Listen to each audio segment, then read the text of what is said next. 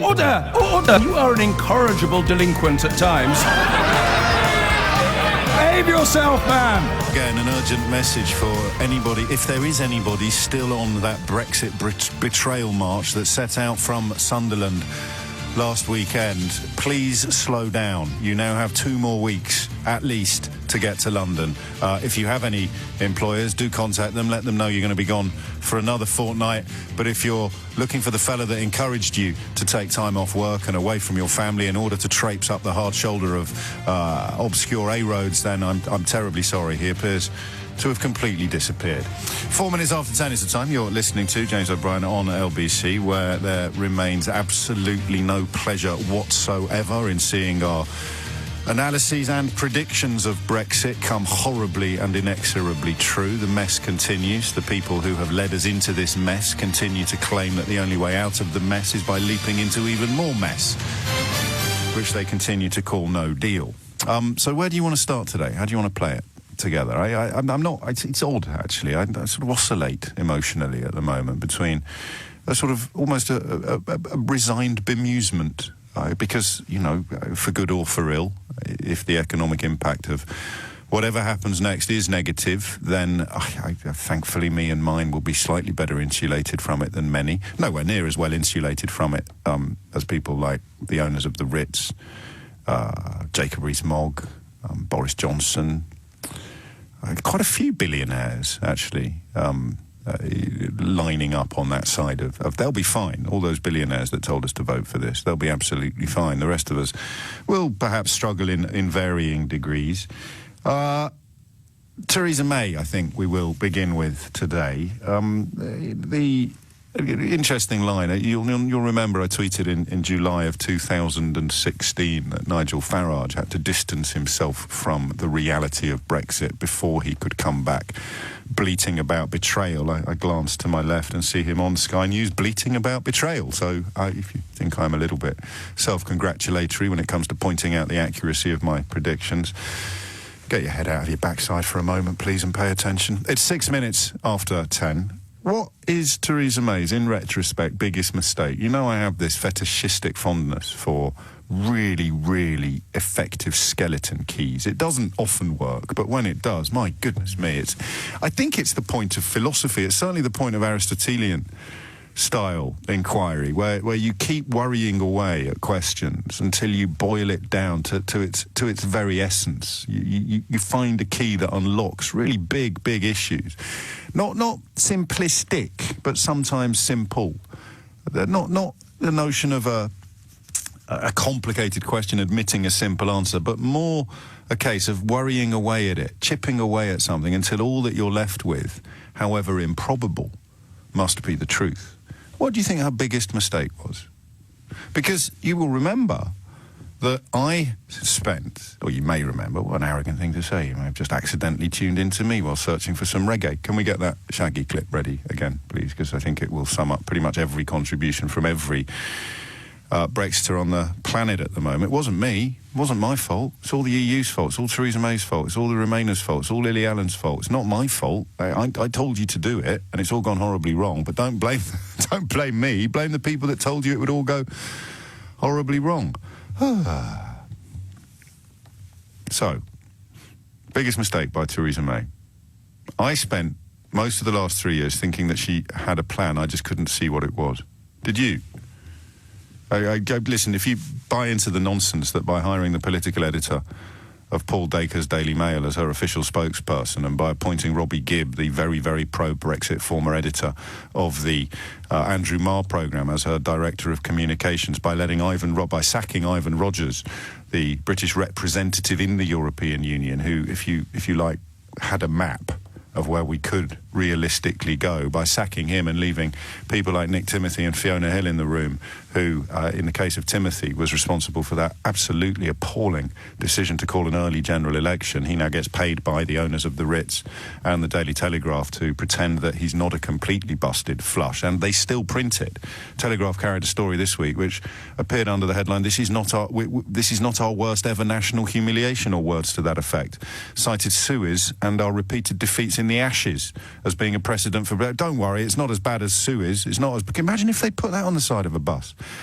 Vote for us. It'll be like losing the Ashes forever. But they didn't. So I used to think she had a plan, or at least that there was some semblance of recognition of reality.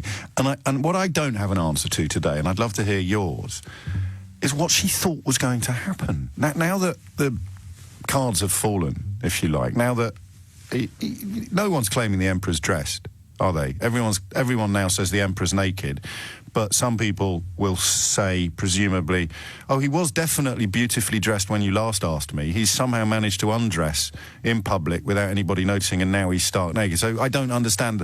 And again, I'm going to say this. This is the new version of all Brexiters are thick and racist, when nobody thinks that, but people pretend that people like me think that in order to cover up their own corruption. Let me say this once and say it loud. It is now the plan of these people to conflate criticism of them for the fact that everything they said has turned out to be wrong. They're going to conflate criticism of them with criticism of the people who believed them. So whether you're talking about a Boris Johnson, a Michael Gove, a Dominic Raab, or a Liam Fox, or a David Davis, or a Jacob Rees-Mogg, do not let them lie about you. They have lied to you, and now they will try to lie about you. So anybody pointing out that having a Secretary of State for Brexit who didn't know how important the Dover-Calais crossing was to our trade, anybody pointing that out is not criticising people who voted for Brexit.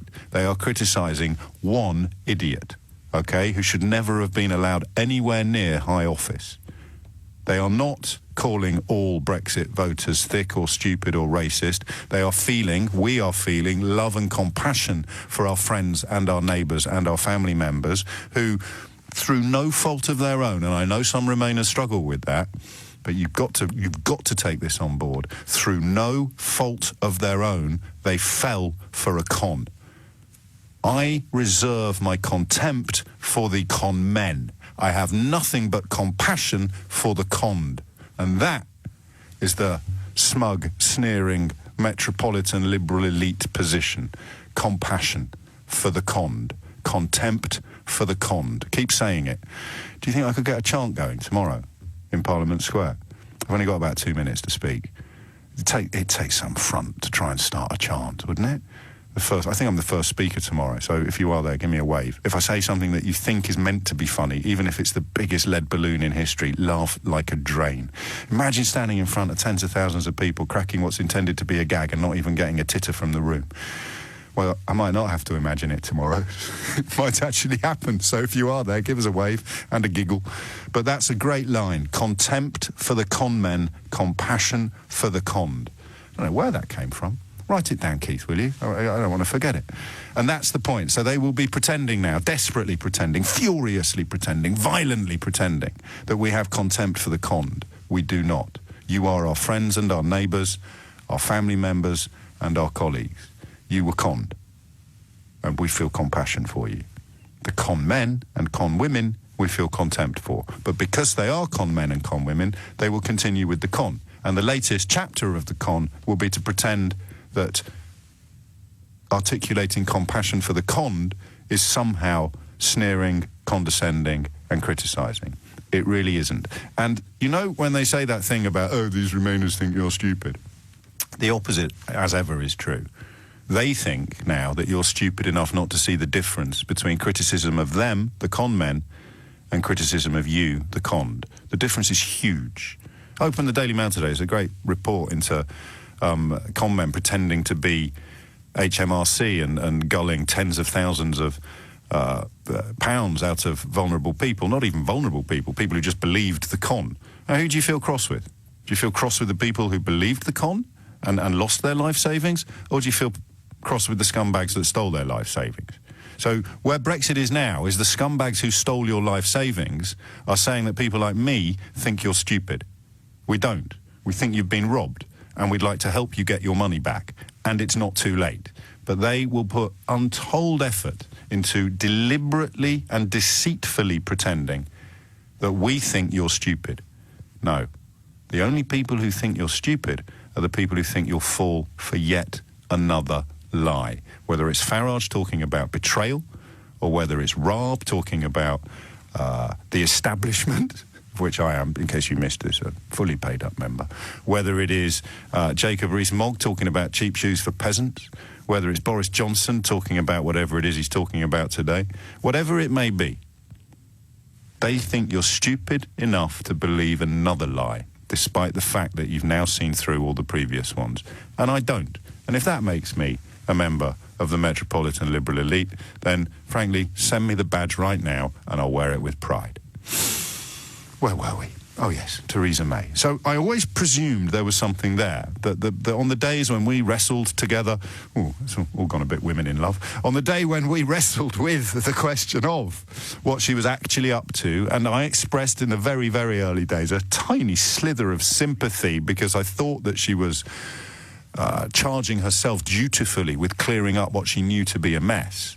But apart from a little line from Vince Cable yesterday, when he was being interviewed by Faisal Islam of Sky News, apart from just one little line from Vince Cable, there's been no indication whatsoever that she publicly or even privately acknowledges that this is a mess. She's been pretending or indeed persuading herself that it's a good thing. So you start her for 10 on either the question of what was Theresa May's biggest mistake.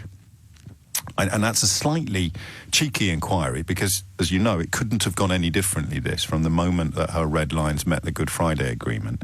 So you could say her red lines were her biggest mistake, and we can have a bit of a ding-dong about that, because I think it's more complicated than that. So either tell me what you think her biggest mistake was, or tell me why she's done what she's done. Because all I've got now, and this is not pretty, and it's not pleasant, but I'm afraid if I had to accrue evidence to support the statement I'm about to issue, I could. I could find quite a lot of evidence. It still wouldn't necessarily sway a jury, but it'd be close. I think she got drunk on free movement. I think she felt so intoxicated by the thought of abolishing freedom of movement of people because of her Middle England, middle-class, pearl-clutching xenophobia, the simple fact that she does not look at people from backgrounds different from hers and see equals.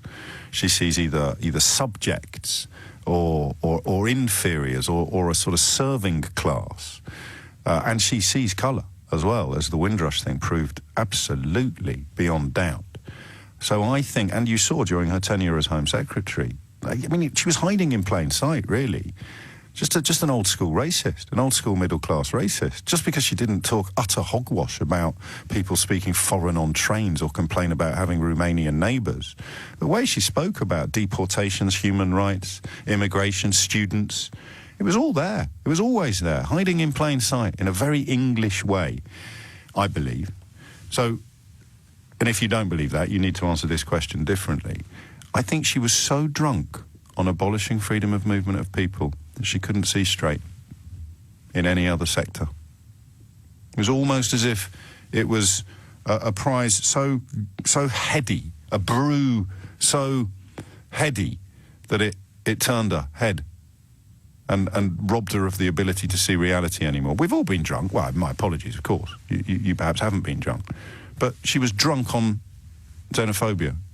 That's all I've got. It's not great. It's far from my finest insight over the last 3 years. But right now, all I can think of, because you look at two things, the scale of the mess, and if you've been kind enough to listen to this programme, the heady inevitability of it, the fact that every single step has been plotted and placed.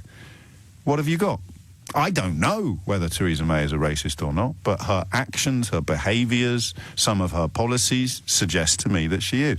And if she is, then you're left with this profoundly worrying conclusion. The idea of abolishing freedom of movement of people or stopping foreigners from coming here got her so high that she lost sight of reality. That's mine, see? So the bar's quite low. You can come on with anything else. It's 10:18. All right, I won't start a chant. It hasn't gone down very well. I do, however, want to know two things. Number one, what do you think Theresa May's biggest mistake has been since becoming Prime Minister? And number two, what did she think was going to happen differently from what has happened?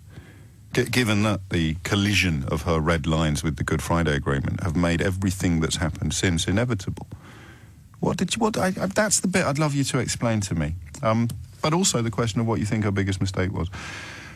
Belton, I was about to say Belton is in Colin, which would be a slightly odd way round of doing things. Colin is in Belton, in North Lincolnshire, the heart of Brexit country. Colin, what do you think her biggest mistake was?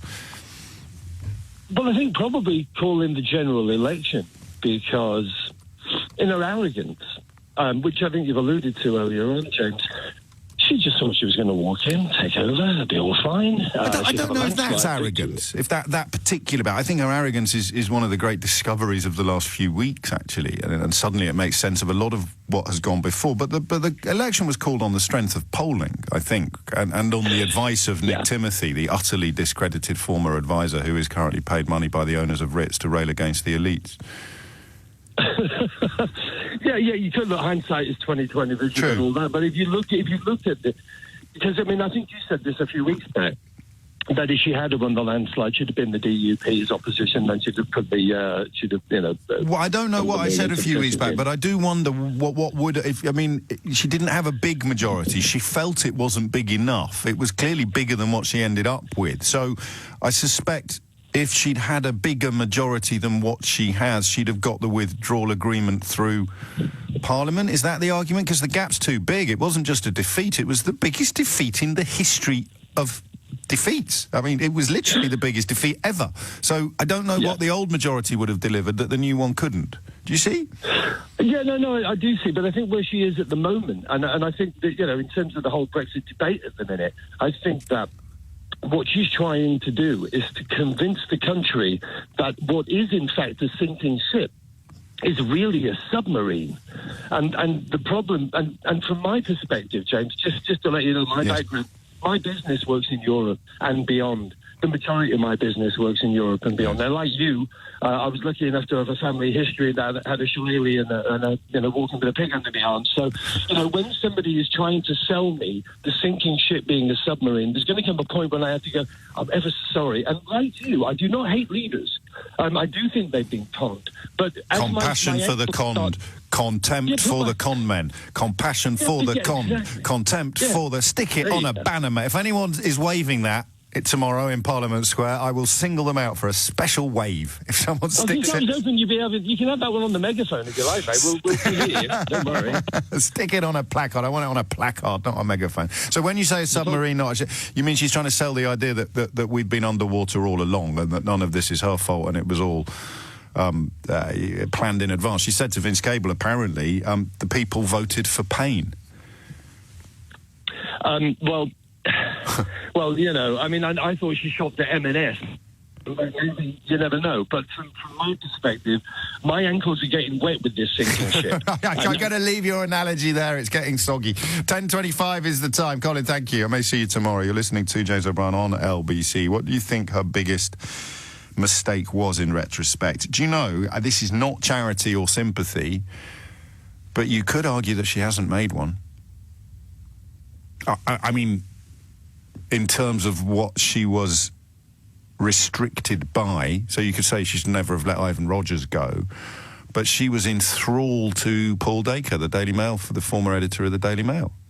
She was enthralled to his pathology. That's why she hired a chap called James Slack, the former political editor of the Daily Mail, as her official spokesperson. And he's still there. Let me just run something by you, if I can find it in time. I hate it when I do this. I have these little thoughts pop into my head, and then I realise that I haven't got... Yeah, here you go. Imagine if you did this at work, OK? This is something that was published on January the 18th, 2017.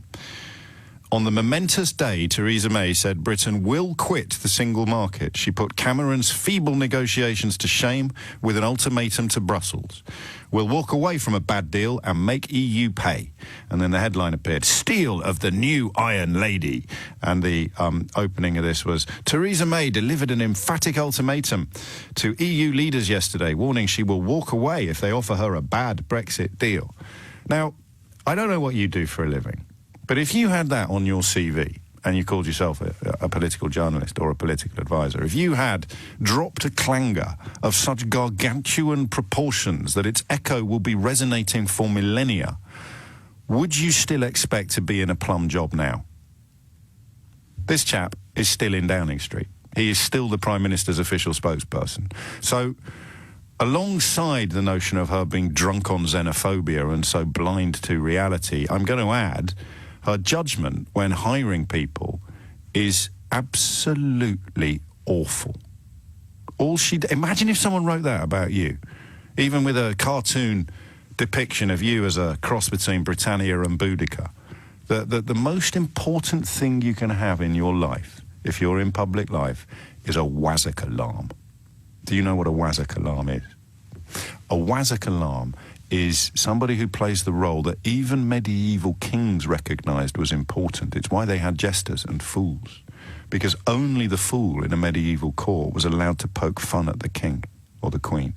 It's a classic. You can really see that dynamic beautifully explored in King Lear. Everyone else would get their head chopped off, but the fool was allowed to poke fun at the king. And a WASIC alarm, latterly, is a person in your life who will tell you when you're being a WASIC, which is a black country term for a plonker, if you're from the East End of London. So Theresa May needed a WASIC alarm. And because she's not obviously a WASIC, it would be better described perhaps as an error alarm or a conceit alarm. So the last thing you need if you're in public life is to surround yourself with people who have described you in almost honorific terms. And what did she do? She hired him and made him her official spokesperson. So from the minute this man who wrote Steel of the New Iron Lady arrived at Downing Street as the official spokesperson, her key advisors become complicit in her delusion. This chap thinks I'm amazing. I will hire him. No. Hire the people that tell you the truth. And again, I leave you with the thought of what you do for a living. Imagine if you dropped a clanger on the scale that James Slack dropped in January of 2018 when he described Theresa May as putting Cameron's feeble negotiations to shame with an ultimatum to Brussels and the steel of the new Iron Lady. If I had that on my CV, I would now be retraining as a scuba diver, with the caveat that you might not want me as your diving mate, because I wouldn't exactly have covered myself in glory. It's coming up to 10:30. You're listening to James O'Brien on LBC. We'll be talking about Brexit all day, I imagine, unless there's something else of desperate importance you want to bring to my attention, in which case we may find room for an hour on that. Just off the top of my head, you've now got the TUC and the CBI uniting to sound the alarm over Brexit. That's like Liverpool and Everton saying, hey lads, let's join forces. The TUC and CBI. It's quite incredible. You've got the hundreds of gagging orders already taken out by the government. This is an astonishing exclusive that Sky News have secured. Non-disclosure agreements, legally binding contracts to stop confidential conversations being talked about in public. How many government ministries do you think have enacted gagging orders? Remember, we're taking back control. And then there's the nuclear bunker. What a time to be alive. For those of you who think that a smattering of Latin is a sign of high intelligence, trust me, it isn't. People like my parents spent fortunes giving us a smattering of Latin so that we could pass ourselves off as intelligent among the less privileged and fortunate sections of society. But if you still fall for that claptrap, try this one on for sight. Memento homo, quia pulvis es, et in pulverum reverteris. My thanks to Jonathan for giving me a quick heads up about that. Remember, man, you are dust, and to dust you will return. So you have, I think in the days of ancient Rome, you'd have a slave whispering in your ear, memento homo, quia pulvis es, et in pulverum reverteris. It's just a reminder that you're mortal. It's why, actually, some emperors sought to cast themselves as gods, and even in this country, I guess, under the divine right of kings, the idea that it was ordained by God that you would be a beneficiary of such epic privilege makes it a lot easier to deal with the injustice. But that's what I mean by the WASIC alarm. Somebody in your life just whispering in your ear, no. Theresa May seems to have surrounded herself with people who told her she's great, and with hardcore Brexiters who kept telling her Brexit was great. I think she got brainwashed, but I have no sympathy for her. Ian is in Berlin. Ian, the biggest mistake? Persuading herself that the will of the people is her vision, when actually all she's really doing is trying to deliver the will of a certain segment of the Tory party, because I think she has abandoned all common sense in terms of what is good for the country. When did she abandon that? At what point did this pivot occur, do you think? I think quite early on. I mean, Yeah. she never talked about the sensible compromise, which is some sort of cross-party commission, some cross-party deal, some kind of Norway or Switzerland arrangement, all of which would have worked. But all of which would have nixed her dreams of keeping foreigners out. Party. Well, no, not necessarily. Well, probably yes, but I mean, she would have had to keep freedom of movement of people, and I don't think. I mean, I said so at the time. She has no choice but to go down this road because she's in hock to the Daily Mail and the Sun, and that's all really they've got when push comes to shove. My own thinking on that, yes. James, is that she's probably ambivalent about free movement. I don't think she particularly likes it.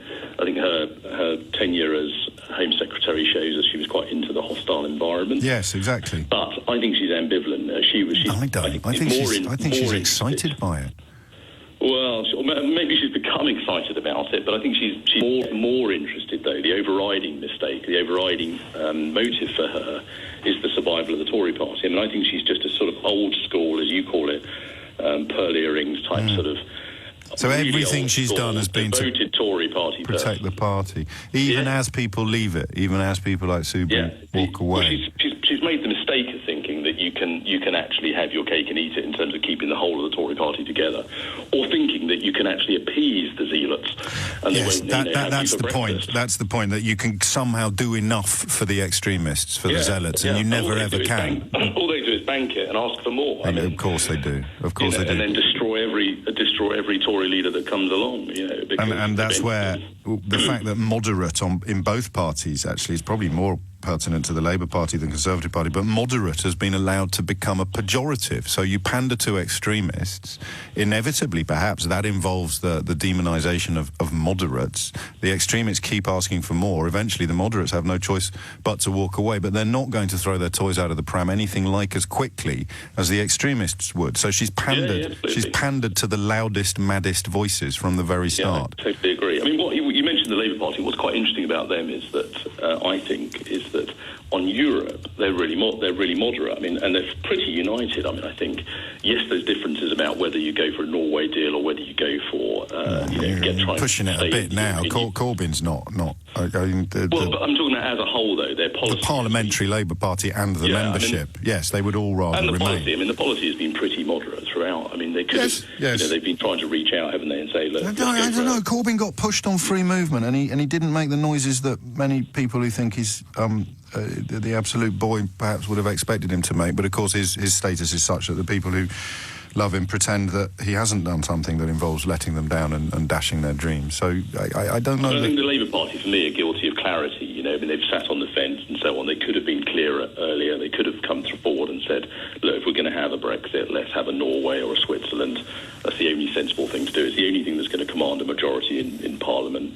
And it's a sort of, it feels right that everybody in the country then loses a bit. But so if she hadn't put the Tory party first, and I mean, remember that Conservative, certainly MPs, and a lot of Conservative voters will be pro-Remain. It's only really the membership in the ERG that is what we call it extremist on this. So if she'd recognised the existence of the 48% instead of talking nonsense about the will of the people, if she'd tried to build an umbrella, she could even have had some sort of coalition cabinet. She could have called in people, said this is an issue of national emergency or national importance. It's only an emergency more recently. This is an issue of national importance. We need a national government, or at least a national committee to do it. You don't get a seat in cabinet, but it's a steering committee, and I want all parties, including Plaid and the SNP, to be represented. Yeah. I mean, it's such a complex issue, isn't it? You should have had a sort of a commission on it of some kind. Yeah, I like that, actually. I mean, you're strong. I'll give you the ultimate compliment. Someone has tweeted, this man on at 10:37 speaks the truth, James. And even my modesty... Well, there's always a danger, James, and I listen to your show from time to time, and I'm a barrister, so I'm not always able to do it. But, I mean, there's always the danger. We're just like an echo chamber. Of course there is. Voices of reason, and trying to reason with people who don't have that sort of... No, there is, which is why I'm constantly searching for the answers and the ways in and the things, and it's also why the pleasure taken in speaking to people who've been horribly misled and end up embarrassing themselves live on the radio began to diminish towards the end of last year, because it's one of those moments where I wish I didn't suffer from empathy, because, you know, career-wise, continuing to debag them and humiliate them live on the radio would have been great, but I can't, because I feel sorry for them, which is why that catchphrase we've come up with earlier in the programme is so powerful. Contempt for the con men, compassion for the conned. And my friends at THTC Clothing have just offered to put it on a T-shirt. Oh, nice one, lads. You won't be able to get it out by tomorrow. We could be knocking them out around the back of the stage at the People's Vote March. Nominate a charity, they say. There'll be Gavin and Ash over at THTC Clothing in Brentford, and we'll support it via our sales. Well, I'll let you nominate a charity, actually. I'll pick a favourite and stuff, but I'm not going to nominate my own. Nice one, boys. 10:42 is the time. Ian, good luck in court. Diana is in Greenwich. Diana, the biggest mistake? I think her biggest mistake was worrying. It's still a mistake that she's making, I think, is worrying about breaking a promise to the people. I think that she hasn't seen that some unfulfilled promises are made in good faith, that there are circumstances in which it's okay to have made a promise that won't be fulfilled.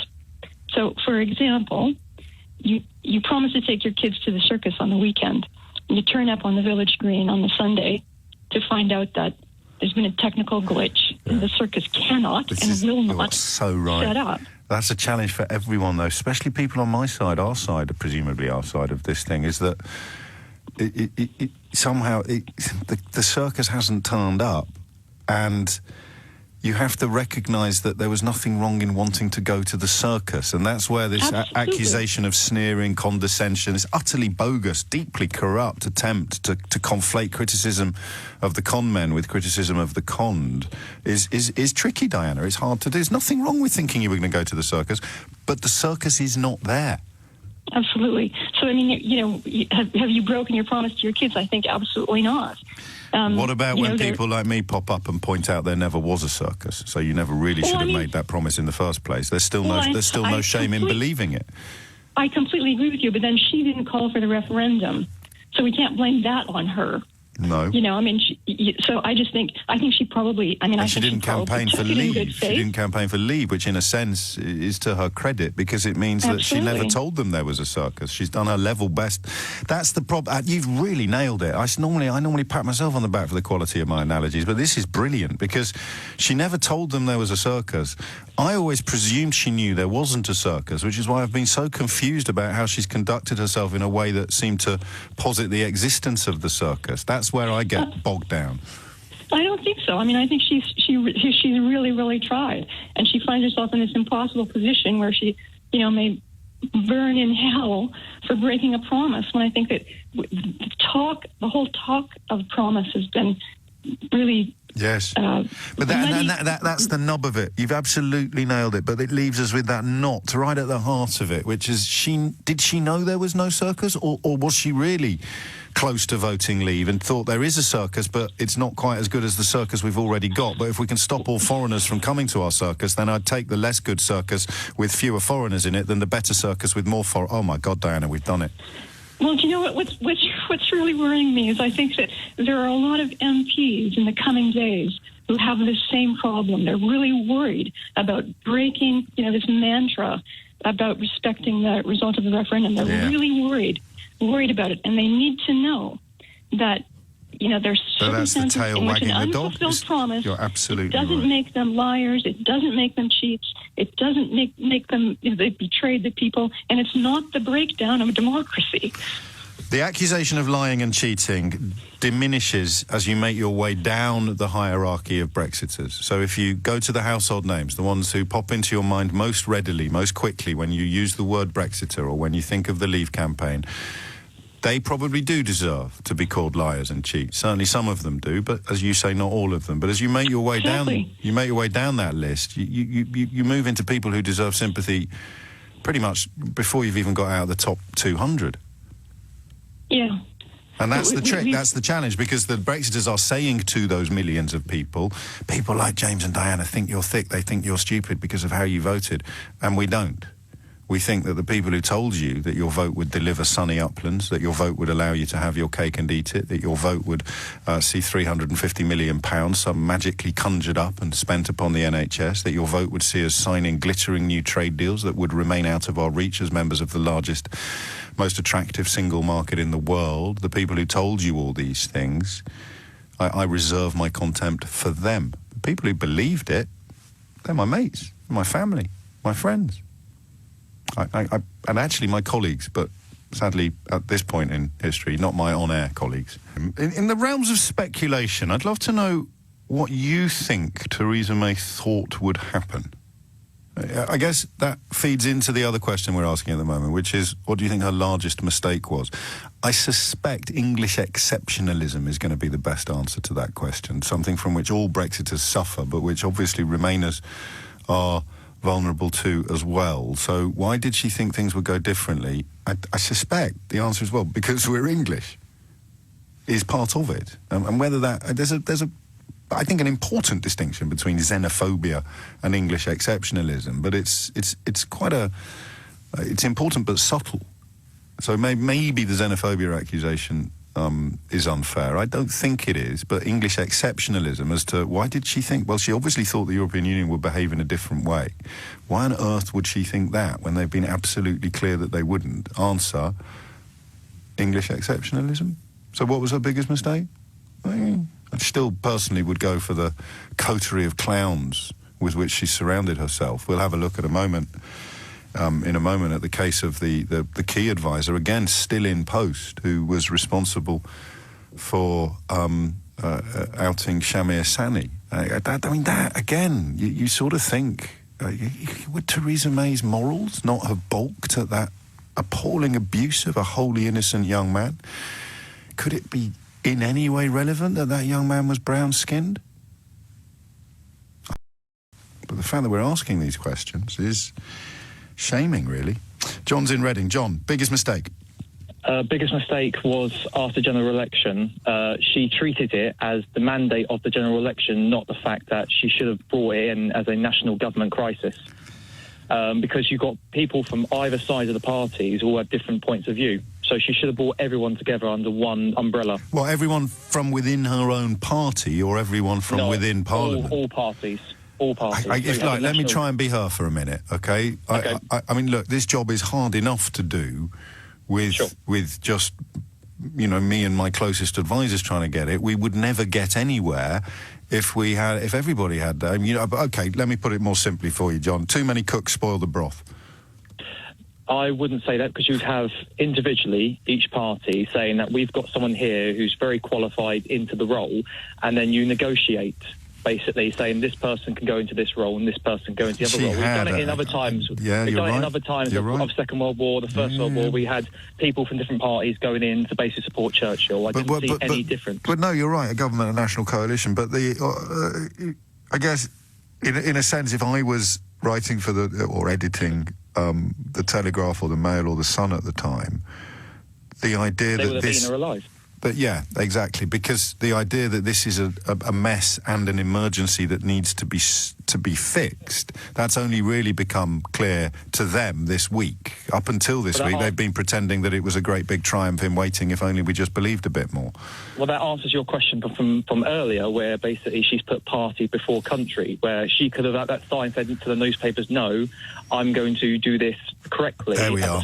So her biggest mistake was not standing up to the newspapers. So, but also something I noticed that you said, and I don't think you didn't realise you said it at the start when you was having the conversation. You're not going to embarrass me, are you? No, not at all, mate. Oh, but I was thinking, what is the actual difference between Donald Trump and Theresa May at this moment of time?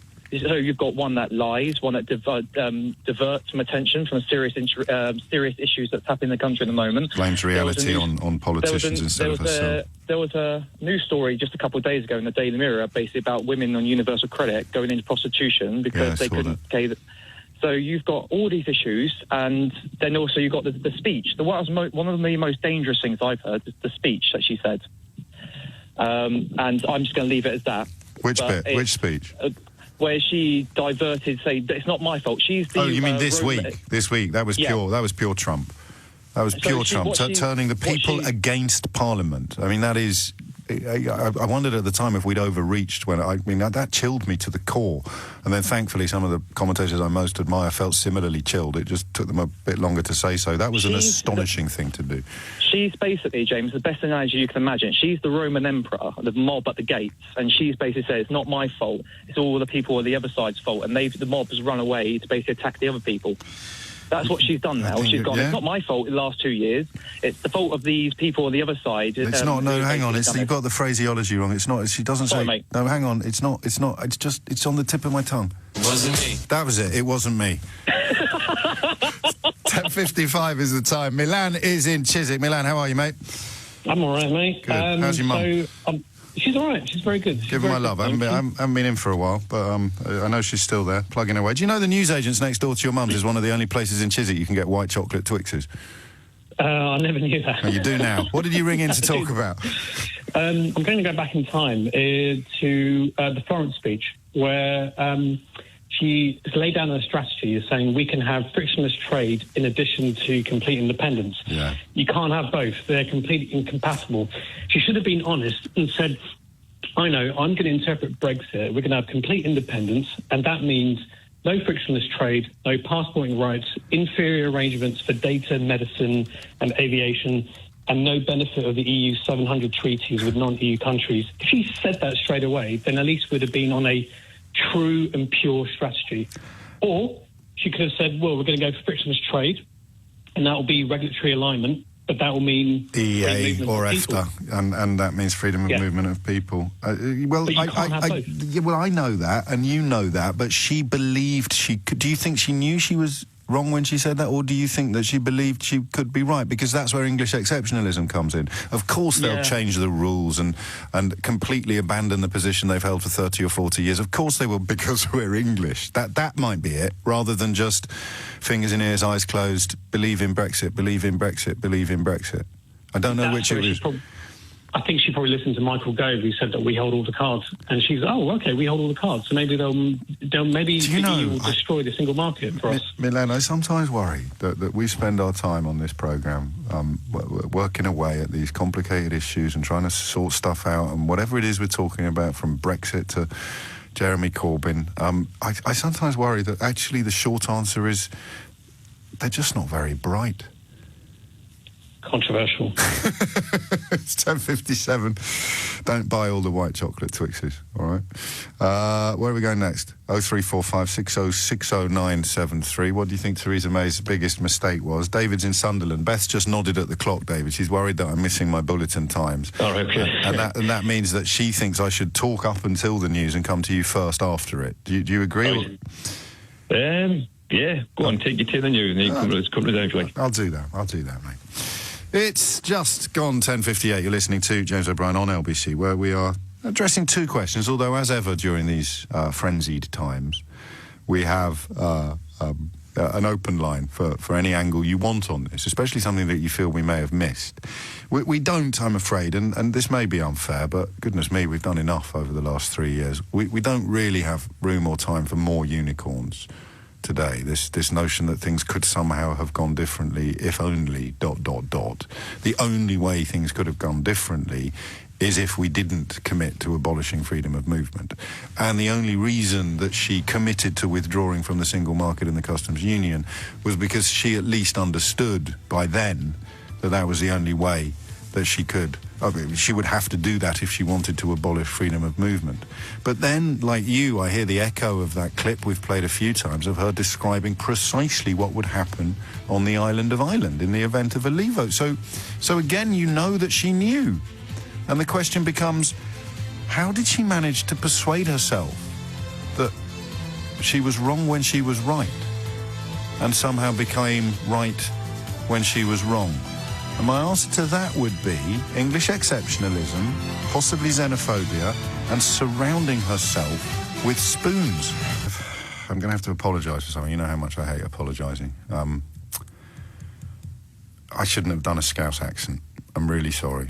It was rubbish. I've listened back to it. Your criticism is entirely accurate. I will either practice before doing it again, or never attempt a Scouse accent again. My heartfelt and sincere apologies. The reason I employed a Scouse accent was to compare the TUC and the CBI uniting to sound the alarm over Brexit as being akin to Liverpool and Everton deciding they were just going to support each other whenever they were playing anybody else. I nearly did it then. I was like, well, I can't, not shoot, stop. So sorry for the Scouse accent. But these are just some of the stories that, in normal times, these stories would be huge. Caroline Fairburn of the CBI, Francis O'Grady of the Trades Union Congress appealed yesterday for a 3-month Brexit extension. The idea of the business community and the trade unions uniting to warn about something would, in normal times, be a clarion call that the entire country recognised. But the brainwashing that's been undertaken of around half of the country, don't know exactly how many remain brainwashed in that sense, means that this will just get filed away as well. Some people would probably even call it Project Fear. So the organisation that represents workers, still lucky enough to have trade union representation, and the organisation that represents employers have both said we cannot overstate the gravity of this crisis for firms and working people. What they fear most is no deal. We represent millions of workers and tens of thousands of businesses. It is on their behalf that we are writing to you to ask you to change your Brexit approach. The numbers are not exaggerated. 190,000 businesses are represented by the CBI, founded in 1965. The businesses they represent employ almost 7 million people, some of whom, of course, will be TUC members, but so there'll be crossover between these two enormous numbers. The TUC, which has been around for rather longer, it was formed in 1868, believe it or not. It has 50 affiliated unions, and they collectively represent more than 5.5 million members. So you've got 190,000 businesses and pretty much every trade union in the land joining forces to say our country is facing a national emergency. Decisions of recent days have caused the risk of no deal to soar. Firms and communities across the UK are not ready for this outcome. The shock to our economy would be felt by generations to come. Now, sadly, because you know how much I love A, this job, and B, this genre, this medium of communication, sadly, we have arrived in a place as a country where I can read you that statement from the head of the CBI and the head of the TUC. I can share with you the apocalyptic language they have elected to employ. The shock to our economy would be felt by generations to come.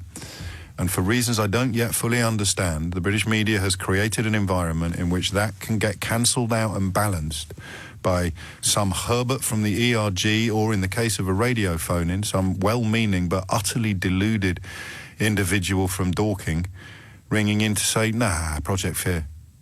You go, but they run the TUC and the C. Yeah, but, you know, there's a bloke down the pub says we'll be fine. Do you hear that caller we had a couple of weeks ago? Alan from Kidderminster. Lovely bloke, doesn't live in Kidderminster anymore, but he plays golf with 3 fellas who've told him that they could easily solve the problem on the Irish border. And that's why he knows it's easy to solve. And you can't get snobby about it. You can't get academically superior about it. You can't say that it's got anything to do with education, because Jacob Rees-Mogg says exactly the same thing, albeit in a ludicrously contrived patrician accent. That's the problem. Isaac Asimov predicted this. The science fiction writer said we are heading towards an age where my facts will be afforded the same weight and seriousness as your ill-informed opinions. But that's not what we're talking about today. We're just wondering what Theresa May's biggest mistake was, and we are also addressing the question of what exactly she was expecting to happen. Because, I mean, there is a degree of smugness involved in me repeatedly pointing out that we, on this programme, have predicted every single step of this saga up until the very recent scenario, which has been impossible to unpick. So, and maybe we were wrong, maybe we just got lucky. But if we didn't get lucky and we were right to say this was inevitable and it was unfolding inexorably, what was she expecting to happen differently? What were you expecting to happen differently? Tell me that and we can explore how plausible that ever was. It's 11:08. Back to Sunderland, where it all began. David is there. David, I can't believe you haven't gone on that march. Probably one of the most embarrassing bits to tell you I've ever seen, that clip from Sunderland every time I see it. Did you not see my ITV chat show a few years ago? Seriously. Carry on, David. Maybe, but I was just talking to the producer when I rang in. What I was thinking about the biggest mistake was, I think throughout all of this, I think people have lost sight on both sides, well, more so on their side, and I'll call them their side, but that was 40 years. Yeah. People lost sight of the fact that it was 40 years. Now, I was just thinking about the abortion debate in the Republic of Ireland, yes, where they set up the commission to actually let's get all the facts on the table, let's get it debated, let's get it all out there across the whole media spectrum, and people can make their own views on it based on information before you actually cast the vote. I've always held this belief in the UK. We would just, Cameron couldn't get a deal out of Europe and whatnot. There you go. Let's just. He did all right, you know. This is one of the interesting things. This is the bit I need to read up on. But someone suggested to me the other day that he had secured something. I can't remember what it was, but it was quite a big deal because I took a call from someone saying we're not even allowed to do that, and then I got a tweet saying no, that is actually one of the things David Cameron. Sorry, mate, it's gone. It'll come to me. It's all right. It's all right. But that sort of leads on to me point. I think you were talking to a girl the other day from Sheffield. Yes. Yes. And I was talking again to producer before I rang it. So I live just outside of Durham. Right. You can every news agency you go past, they'd be sort of badged up with a Sun or a Daily Mail. Yeah. The first thing you see when you go to these outlets is what you know the headline. They don't need to tell you. Yeah. So in the Northeast historically, and I mean this in the nicest possible way, people have been politically ignorant. They haven't been involved in politics. They never wanted to get involved in politics. You heard the same call, obviously, because it stopped me in my tracks as a journalist to think that the billboards, the placards, the headlines that are read and absorbed and reacted to by people who never even buy newspapers anymore have an enormous power. So going back to what you said there about Cameron getting some leverage out of Europe on the daily trying to get, you can bet your bottom dollar when you go into that news agent the following morning, even though he's secured some more further benefits, deeper benefits, that'll not be how it's going to be reported like that because they've already bought into the PR-based mode of delivering news, which is pick a position and then pursue it slavishly and sod the truth. So if you come from an area that historically is a very sort of proud working class area, and I mean that genuinely, it's one of the most hospitable areas you'll ever come to, the Northeast and the Northwest as well. It's very so proud people and stuff. But if you see the area over years and years of decline, industrial decline, and they basically sort of think, do they for a moment think, when they read a headline saying that the reason you can't get a doctor's appointment, for example, or your child can't get into school, is because of immigration? That's how the Daily Mail would frame it. That I live in an area where it's 95+% ethnic British white. Yeah. There's not a problem, but the Daily Mail, and in fact, if you see that every day, of course it is. You start to believe it. It's gaslighting, isn't it? You gaslight an entire nation. Mug, Farage, all these crackers come into this area, ramming it down the throats of people like myself who are sort of in this area. But I've actually been interested in politics and general current affairs for years, and I've been reasonably sort of interested in it. Sure. So I can spot it a mile off. But I know people that have never been involved in politics posting about it now on social media, only because they've seen an article on the Sun. Or their Facebook feed has dropped it into their lap without any fact-checking or resemblance to reality. Absolutely. So, and you can see by the turnouts in these areas in previous elections and stuff, the turnout's been very, very, very poor because people aren't interested. But that, in a way, your analysis undermines your original suggestion because the reason why she couldn't, it's not remotely confusing, but the reason why she couldn't create a cross-party consensus was because of the rabid ignorance that you describe, and not. I don't mean the people who, again, compassion for the conned. I mean the rabid ignorance that has been packaged up and sold to the British public by people like Rupert Murdoch and Paul Dacre. So she had to be conscious of that. So if she turned around and said, maybe you are right. If she'd turned around and said, look, I know you feel this way, but 48% felt that way, and there's no way that every one of the 52% of Leave voters is rabidly anti-immigrant or rabidly anti... Well, absolutely. That's exactly the point. Knowledge. That's exactly the point. So, like, say in areas like this, if you, I remember Look North and whatnot on the in the lead up to the referendum. I think in this particular one, I think they were in Hartlepool or somewhere, and they were asking people in the street why are you voting, which way you voting, and why are you voting that way. And it was immigration. It was immigration. Yeah. And there isn't an immigration problem. It's not a problem. Immigration is great. But there isn't a problem per se what they actually read in Daily Mail in areas that are Brexit heartland, as they like to call it. There isn't a problem. No, I know, but I'm banging my head against that brick wall for years. The problem because after the event, when all this, say we crash out and there's a no deal, in areas like the North East, and all the big infrastructure sort of changes in the North East and everything across the North East area and all industrial heartland, it comes from European funding. Do these people think for one moment that this funding is going to be picked up, the slack's going to be picked up by central government, a Tory central government? They're living in cuckoo land. Because the European Union, for all its many flaws, works out where the money goes according to need. The Conservative government and the Labour government as well, but we've got a Conservative government at the moment. They'll work out where the money goes according to where it's most likely to win constituencies in the next general election. That's why suddenly they announce a hospital or they announce a new leisure centre. Not a leisure centre, that's not big enough, but your point stands, doesn't it? So when she was in front of that lectern the other night, I think in the last throw of the dice, but she feels confident enough that her work over the last 2.5 years by predominantly Dacre and all the right-wing media, her work's been done because of the views from these areas and even at them. So it doesn't matter whether they're right or wrong. If they believe it and I feed it, I'll be okay. And that is never going to work forever. That will deliver a short-term protection, even a short-term benefit. But eventually, the tide's going to go out, and you're going to be able to work out who's wearing. Because the Tory government's now on a firm foot in these areas for the next 2 years, 3-4 years, either way. Because they'll say we deliver Brexit in some form. And we were out. And the Labour Party have quit the field when they should have been pointing out the flaws in that theory and that the demonisation of immigration was causing problems. many, many more problems than immigration itself, which is why that Ed Miliband decision to kind of ride the tiger, you remember the mugs at conference? And then you go back to Gordon Brown and you have to remember why the Labour Party decided to pivot slightly on that after Gordon Brown's infamous bigot comment. But, of course, he was using the word literally. Because he was presented with a woman who was talking about problems over there, over the hills, over there in the next village or the next town. And his point was, well, they're not real.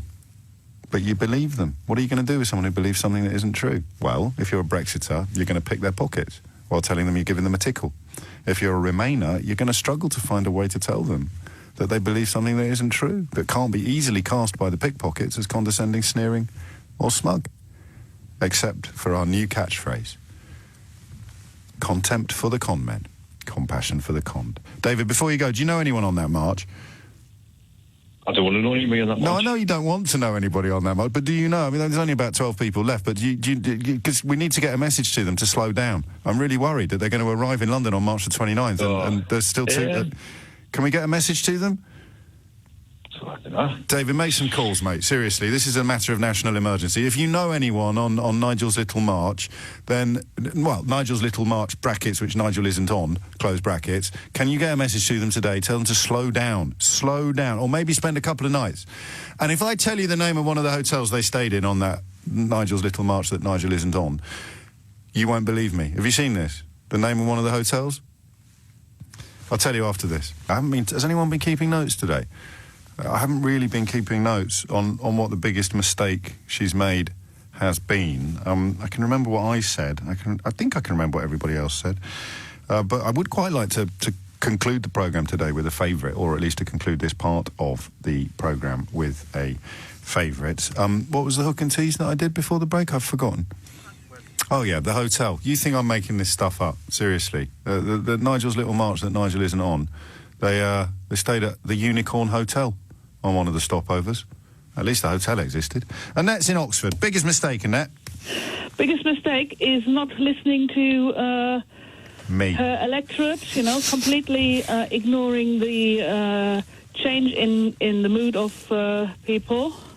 Do you think that? I mean, it's certainly one of her biggest mistakes. Well, we say I quite like that suggestion. You're not the first to make it, because I can defend her on that one, and partly because I know a bit about the newspaper world, and partly because I became a little bit obsessed with the last editor of the Daily Mail after that Enemies of the People front page, because I thought that, and it's weird to think this as a Brit, I thought that our democracy was under threat from one of the most powerful journalists in the country. Enemies of the People about High Court judges. It was, well, do you want to know something even scarier in that?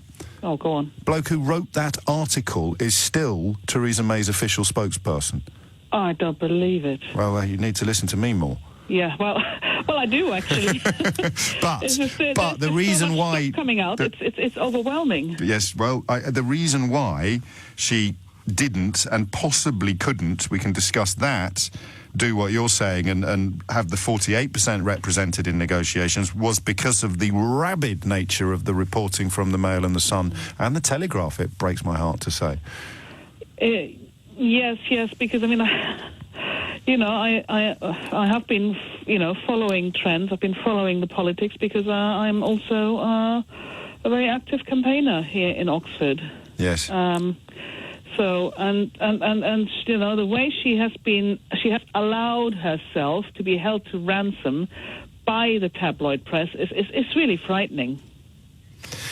And could she have done it differently? That's what I don't know, because I'm a bit immersed in the world of newspapers, and that contribution from Sheffield earlier in the week was quite scary when it said it doesn't matter whether they buy the paper or not, the placard is outside the newsagent every single day. They're walking past Enemies of the People, they're walking past Crush the Saboteurs, they're walking past, we need less Islam, they're walking past all of these things designed to make them feel perpetually frightened and angry. This is what's gaslighting people, because they're seeing this message. It's being drip-fed into them day after day, and could she have handled it differently? I think yes. I think she had a choice. I mean, if she had been, if she had really had more guts and gumption, she could have stood up to them. So that's the key my question. argument is yes, she did have a choice. Yeah, I think you might be right. We'll never know. I kind of possibly imbue these clowns with too much power, but maybe she did have a choice. The minute she decided to employ the bloke who wrote the article about the steel of the new Iron Lady, the bloke who wrote the article headlined Enemies of the People,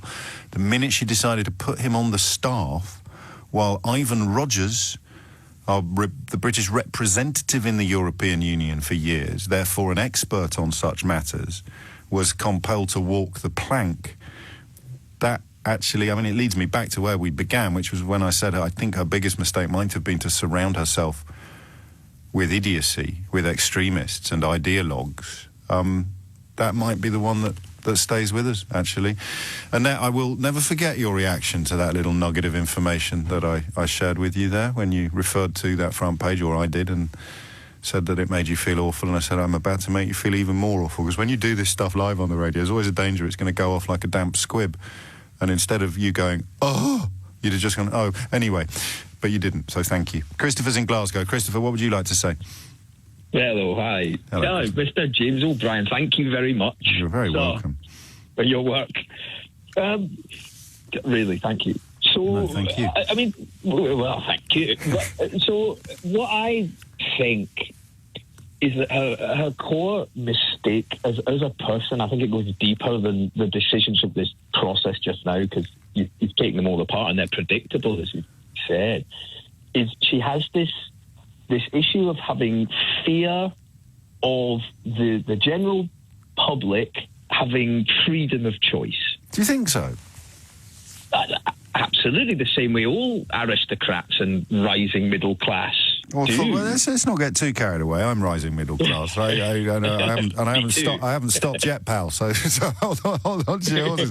But I think people with, should we say, people with authoritarian tendencies is a better way. Yeah, well, if you point out, say for example, her English, right? You said her sort of normal English, pearl-clutching, I believed, yes, sort of low-lying racism or otherwise otherization. Jingoism. Yes, right. Yes. So I don't think that's potentially necessarily even skin-based. I think it's a basic otherization of the serving class, which is basically everybody else, right? You're either part of the game that I have to play the rules by, or you're the other people that we are afraid of. I mean, there's a very core that runs right deeply through this kind of authoritarian thing. Is deep. You have to be afraid of the general public having freedom of information, freedom of choice. That's how the generations and generations are brought up, is to be afraid. If it wasn't an emotion, if it wasn't a real... I'm fascinated by people. I mean, and I used to think this was a class issue, but it isn't, because as you mentioned class, so we'll stay on that horse.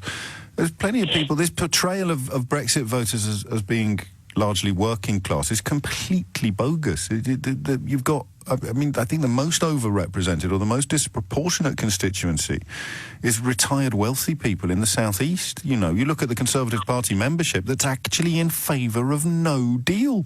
That's incredible to me. But when we talk about brainwashing and gaslighting and snake oil, what makes you susceptible to it and someone else not susceptible to it? I don't know that. I still don't get it. We see the same newspapers. We read the same.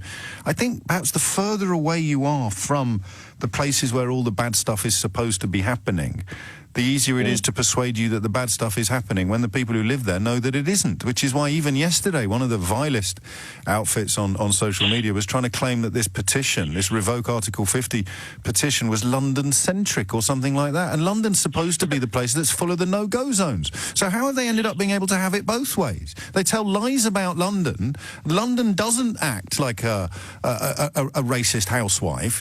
And then they claim that London is somehow... it's nuts, isn't it? And it's gone unremarked for far too long. So right, the entire thing, the entire idea that there is some category of people, right? There's a category that voted yes and a category that voted no, and this covers that, and there's what would you call it, like polarize any argument, any description which polarizes people, which says. Right, people talk about metaphors, right? If you look at a metaphor for a referendum, right, a good metaphor is making a decision, right? As a person, right? I made a decision, so I evaluate, and I think that's what a referendum's more or less supposed to represent, right? Yes. You've got. Yeah, inside myself, being the nation and I believe at the core that I love myself, or I'm at least honest with myself, which is where the media becomes a massive problem, right? But I believe that I'm honest with myself, so I evaluate the options, and 48% of me thinks, oh, maybe I'll stay here, and 52 thinks, no, let's go over there. And you're like, okay, right? So you make that decision, and I think this is one of the core things that's happening.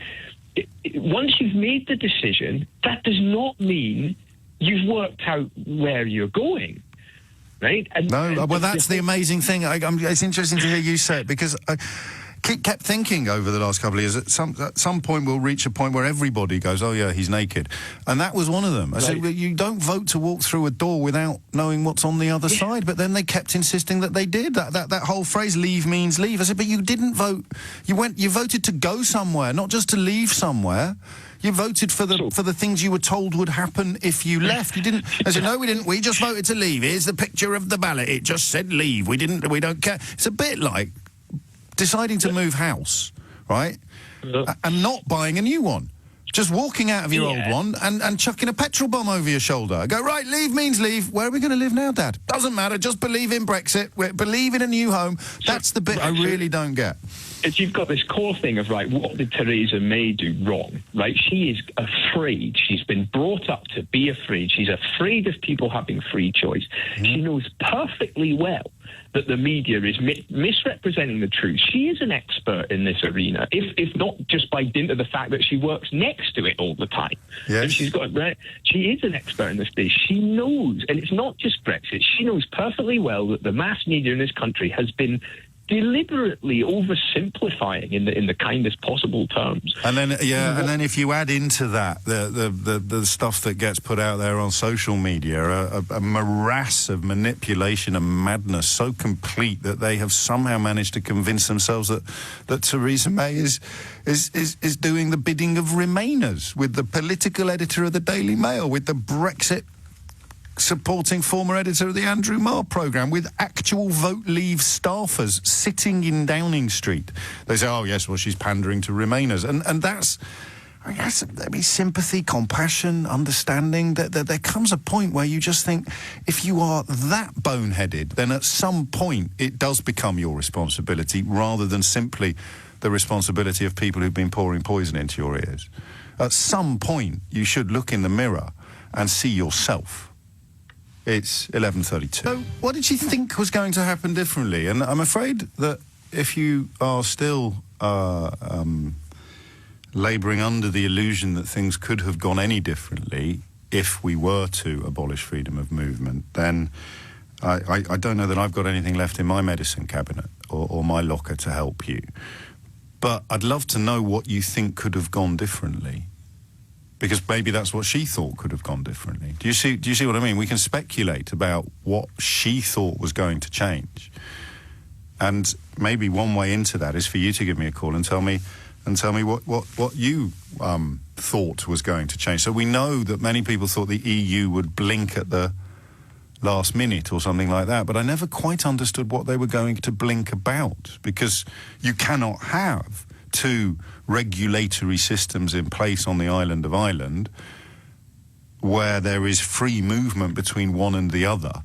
You can't do that, because then they cease to be two different regulatory arrangements. They become the same. You need to check the movement of, whether it's, imagine we had different gun laws from the European Union. You don't have to think about chlorinated chicken.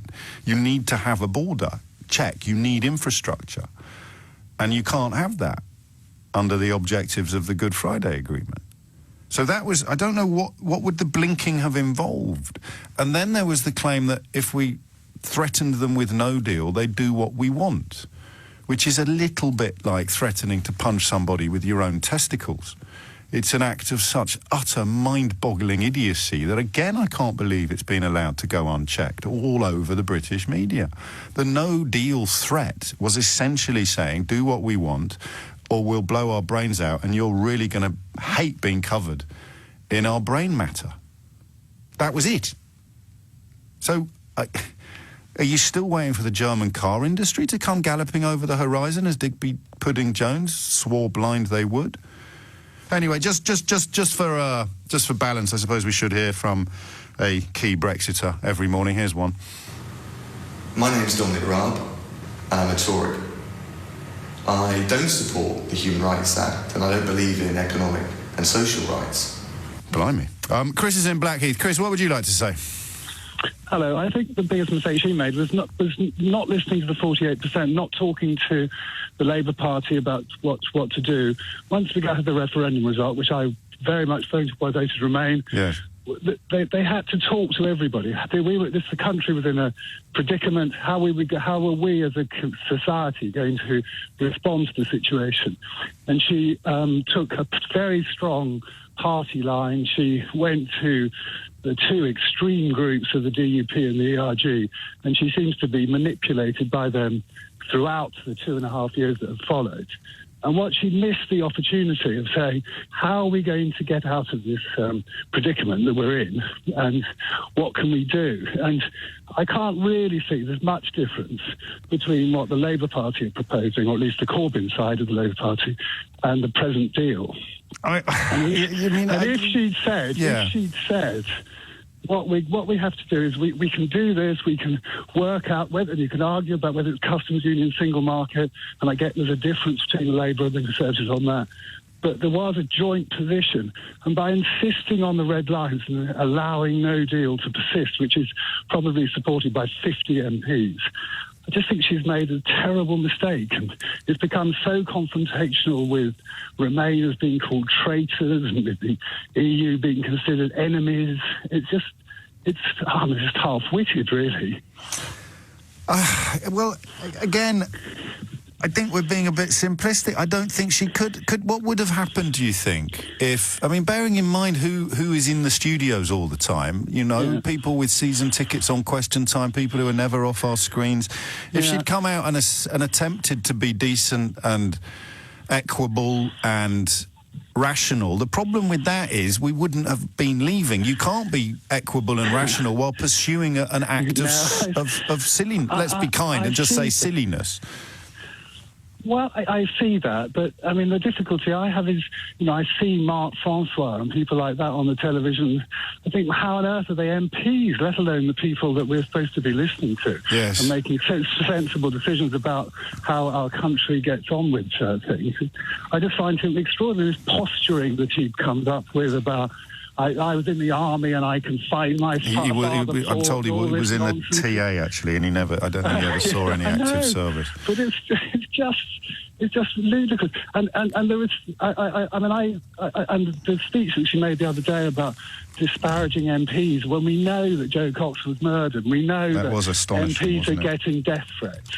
Yes. It's just so wrong. What she could have done. We know that there are, I mean, how many hundreds of MPs it is who have signed up to the manifesto on both parties saying, you know, we are going to honour the referendum result, I hope that it's revoked. I really hope it's revoked. It's the only thing that makes sense, but I'm afraid I gave up on expecting the only thing that makes sense to happen. Eventually something's going to give, but it could be generations, it could be years, and if we end up going back seeking readmittance, we accept... No one's arguing for revoke. I mean, they're going to be, however... Well, it's going to hit 3 million. No, it's going to. This petition is going to hit 3 million in the next few minutes, and probably at least. It's only a petition, but it's the most swiftly signed petition in the history of the entire website. I mean, hand on heart, Chris, if she'd stood up on day one while Paul Dacre was still in the editor's chair at the Daily Mail and that InfoWars loon was still all over the internet, and some of the people who've thankfully been sort of excised from public discourse were still shouting from the rooftops. If she stood up and said, right, well, I'm going to invite, I don't know, Michael Heseltine or someone like that to sit on my Brexit steering committee. We're going to deliver a Brexit that reflects the semantics of the referendum result, but we're going to do a Brexit that also acknowledges the fact that very nearly just as many people wanted to stay in the European Union. What do you think would have happened? I imagine that the Daily Mail and the Telegraph and the Express would have called her a traitor. They would have said that that group were betraying the will of the people and other populist rants. Yeah. But the fact is... But she should have ridden that out. If she'd had a cross-party group which would have obtained the support of hundreds of MPs and millions of people in the country and said, we are going to work this out so that we will come up with an arrangement. And the problem is, and so, I mean, it may not have worked, I don't know. I mean, I hope it's revoked because it's on the basis people have voted for a unicorn that doesn't exist, and people will realise that either we realise that before we leave or more likely... Or long after we leave. And of course, and then the realisation will be denied and blamed upon somebody else because it's never their fault. It's never their fault. The blame will be laid at the EU, the blame will be laid at Remainers, the blame will be laid at the feet of Lily Allen, they'll probably blame it all on the boogie, because the only thing you can say with certainty about any Brexiter anywhere, the prominent ones, is that when you come to ask whose fault is it that we're in this mess, they will all unanimously reply, wasn't me.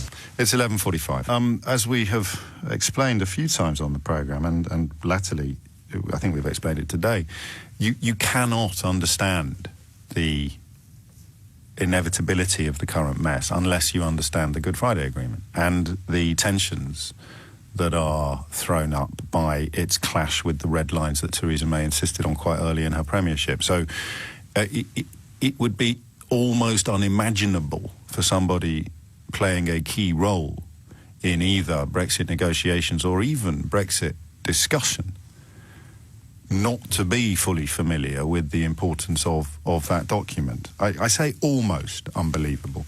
Since you had such a critical role as the Brexit Secretary, I presume that in fact you had read the Belfast Agreement. Please don't line up behind the Immigration Minister and tell us that you haven't read the agreement. I haven't sit down and started at the beginning and gone through it, but of course at various points in the negotiations, when issues have been raised, it has been an important opportunity to delve in to the different aspects very carefully. So which aspects of the... So you haven't read the Belfast Agreement in its entirety? I haven't sat down and gone from... I've used it as a reference tool. Oh, my days. Who was that? My name is Dominic Raab, and I'm a Tory. I don't support the Human Rights Act, and I don't believe in economic and social rights. He seems nice. Tet's in Ealing. Tet, what would you like to say? You're all right there, mate. You're all right there, mate. Well, I mean, it's shocking, but the last line from Dominic Raab just sent chills down my spine. Yes. A few minutes ago, you posed the question and wondered how bright these people were. Yeah, I'd feel bad sometimes in retrospect. They can't, but equally, it's a choice between not being very clever or being very evil. I guess there isn't a very positive analysis. No, sure. But these people aren't, they're not stupid. Theresa May there is an Oxford grad. And their standards there are still reasonable. Yes. Now, you asked, what was her big mistake? I think her big mistake is just being sacked. And no, I don't mean this, with any side or casting. No, you mean that that her character is constructed in such a way that everything she has done was all she could have done. You've absolutely nailed it. You see, I'm getting the sense more as we go that Brexit has got nothing to do with logic. You're arguing logically and saying 1 + 1 = 2. People on the other side, people on the Brexit side, are making 1 + 1 = 345.95 recurring. And then when you point that out, they say the country's had enough of experts and stop condescending to people who think 2 + 2 = 5 million. No, precisely. So it becomes something of a cyclical argument. Actually, the first sense I got of this was when Theresa May, previously 10 years as Home Secretary, now leader of the Conservative Party or Prime Minister, said something as vacuous as Brexit means Brexit. I knew then that we were heading down the rabbit hole.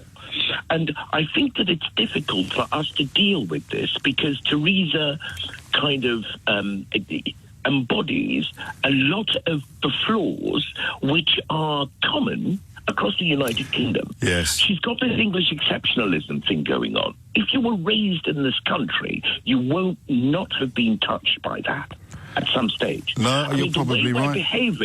The way we're behaving towards the European Union, towards the EC, is frankly incredible. Yes. If anybody did that to us as Brits, we would tell them to get on their bikes. Yes. There is no way we would accept our behaviour directed to us by anybody else. Secondly, she's got this thing which is kind of almost... She's able to appeal to people to refight the Second World War again at the drop of a hat. And I really believe that actually this is who she is. I mean, this is a case of almost kind of emotional arrested development. And she's very typical of a lot of people we have in this country at this time. So when it comes to that, arguing rationally is a bit like arguing, against a passion. And when you're in love with your wife, I can't argue against that. No, of course you can't. No, and also fear. You can't reason someone out of fear necessarily if they haven't been reasoned into it. But I can feel something coming into view that I haven't managed to properly articulate before as I listen to you, Tet. And it's because I'm quite struck at the moment by the enormous amount of effort that's been put by profoundly. I don't like the phrase establishment figures because at the moment I think Brexiters are using the word establishment as a way to describe people who've been proved right by events. It's absurd. But when you have people who've been through Oxford and Cambridge and followed the path that you describe on the Brexit side of things, they're desperately trying to conflate any criticism of them with criticism of voters who are not as privileged or as educated. So that narrative of condescension and sneering, it involves some of the most privileged people in the country, from, the owners of the Ritz Hotel and Jacob Rees-Mogg down, trying to claim that their critics are actually criticising ordinary people who I mean, they've built their fortunes out of... exploiting's not fair, but let's just say you can't build a fortune of that size if you lie awake at night worrying about the poor. But here, and I mean, I think you're very right, and also. Here comes the problem: is that why can't those who are being exploited wake up to the fact that that's my life right there. That's my career at the moment. I mean, we're talking about Brexit incessantly at the minute. We'll go back to talking about other things, but that is the question hanging over everything. Why can't the conned see the con? And I guess that's a psychological investment. It's an emotional investment. You've been spent. Imagine, Ted, if you'd been paying. Not just lip service, but money for the last 30 years to a very charismatic dragon slayer, right? Whether it's Boris Johnson or Nigel Farage or Dominic Raab, and maybe not him, but if it's someone charismatic, and you've been giving them money and you've been buying into the idea that they are dragon slayers, and then someone essentially proves to you that there have never been any dragons, who are you going to get cross with? Yourself, the dragon slayer, or that moaning libtard who's made you realise that there were never any dragons at all? Well, I just hope at the end of all of this that Britain doesn't have to be completely crushed and put down on her knees before she wakes up to this. Oddly, I think that once, those of us who feel that we're doing something really, really stupid, if we do have to start cleaning up the mess, I think we'll be okay, and the people who've created the mess will spend the rest of their lives whining about something else. I just want to pick you up on one thing that you've said. Sure. When you said that by dint of the quality of their education, it's probably not fair to call them stupid. I just want to offer up some evidence for the prosecution. We want a bespoke arrangement on goods which recognises the peculiar, frankly, geographic economic entity that is the United Kingdom. We are, and I haven't quite understood the full extent of this, but if you look at the UK and you look at how we trade in goods, we're particularly reliant on the Dover-Calais crossing. Now, what word would you use to describe somebody who had looked at a map and not noted the proximity of Dover and Calais? Entitled, assumptive, and never having been used to being questioned. But not stupid. You're very kind. You're very kind. Well, in a sense, he's actually abusing us the way we have allowed him to abuse us all his life, and he's come to consider that as natural. That is just normal. As the way of life. As normal. I hear you. We've normalised that behaviour. Well, maybe you're right. Maybe we all have normalised it. If you're wondering who that was. My name's Dominic Raab, and I'm a Tory. I don't support the Human Rights Act, and I don't believe in economic and social rights. God, he sounds lovely, doesn't he? Where does he stand on the disabled and sick people who are dying every year because of the austerity cuts brought in by his government? Do we know? With the work capability assessment, Napier University and Heriot Watt just released evidence about how it causes almost universal permanent mental health damage. Yeah. It kills people. I have friends who were institutionalized after going through it. It is an act of violence. Okay. And we are dying. And this election is life or death for us. But the raw truth is, the money's got to come from somewhere, and it's very easy. Let him respond. It's very easy, and I can think of lots of things that I would like to avoid making difficult decisions on, and lots of areas like the health service or schools where I want to put even more money in. But unless you've got a strong economy, creating the revenue, it's just a childish wish list. We're trying to do our best to get the balance right between responsible public finances and investing in some of those crucial areas you discussed. You choose to sacrifice tens of thousands of disabled people for the sake of that. To which the short answer, judging by that clip, would be yes. What an absolute charmer. More of the greatest hits of Dominic Raab coming up in the last hour, culminating, if you're enjoying it, with a roundup of all of them at 12:45. I wonder whether that might lend itself to a clever little clip. You're listening to James O'Brien on LBC, where we continue to pick over the carcass of Brexit while marvelling at the fact that some of the people who voted for it insist it's not a carcass at all. It's a wonderful unicorn with a magical rainbow mane. And cake for all. We're going to change tack slightly. I'm a little worried by one of the tweets that came in during the break there. I shall read it to you in its entirety when I find it. And it does bring home some of the things that the top brass are always telling me that I need to do more of, and I always forget. Obviously, I blame the producer, because like Brexiters, I channel Shaggy.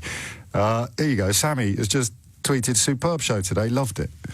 So I've provided him with a bespoke reply saying there's still an hour to go. Oh, no, it's all right. He's replied again saying, "Sorry, I meant to say loving it."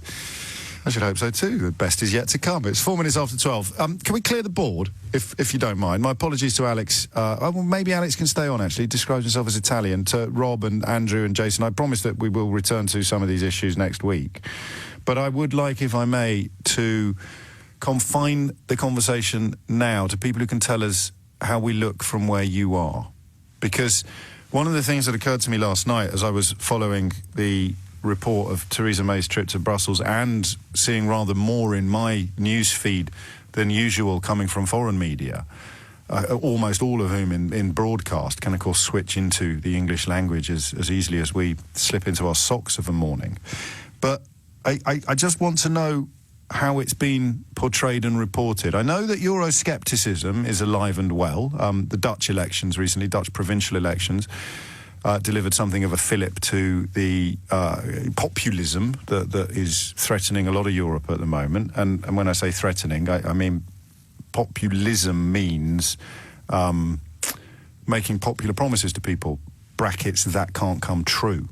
So your populist never adds the brackets. That falls to those of us who make a living selling tickets for the Speak Your Weight machine. The promises can't come true. Doesn't mean they're not popular. So I know that. I'm not pretending for a minute that the whole of continental Europe considers membership of the European Union to be the promised land. But I do hear from almost everybody that I have spoken to that they can't quite get their head around what we're doing, which oddly enough I find quite reassuring, because I've spent 3 years failing to get my head around what we're doing, culminating in the current catastrophe, which some people are still pretending was not the fault of the people who told us there wasn't going to be any catastrophe. It's all the fault of the people that told us it was going to be awful. Getting the eggs out of a baked cake is one of the first lines that we came up with together. Just not even making a value judgment, just saying it's going to be a hell of a lot more difficult than anybody realises. And of course, if something's really, really difficult, if something is a hell of a lot more difficult than anybody realises, you need to think very, very, very long and hard before doing it. But thinking very, very long and hard is, as we know, the enemy of Brexiters.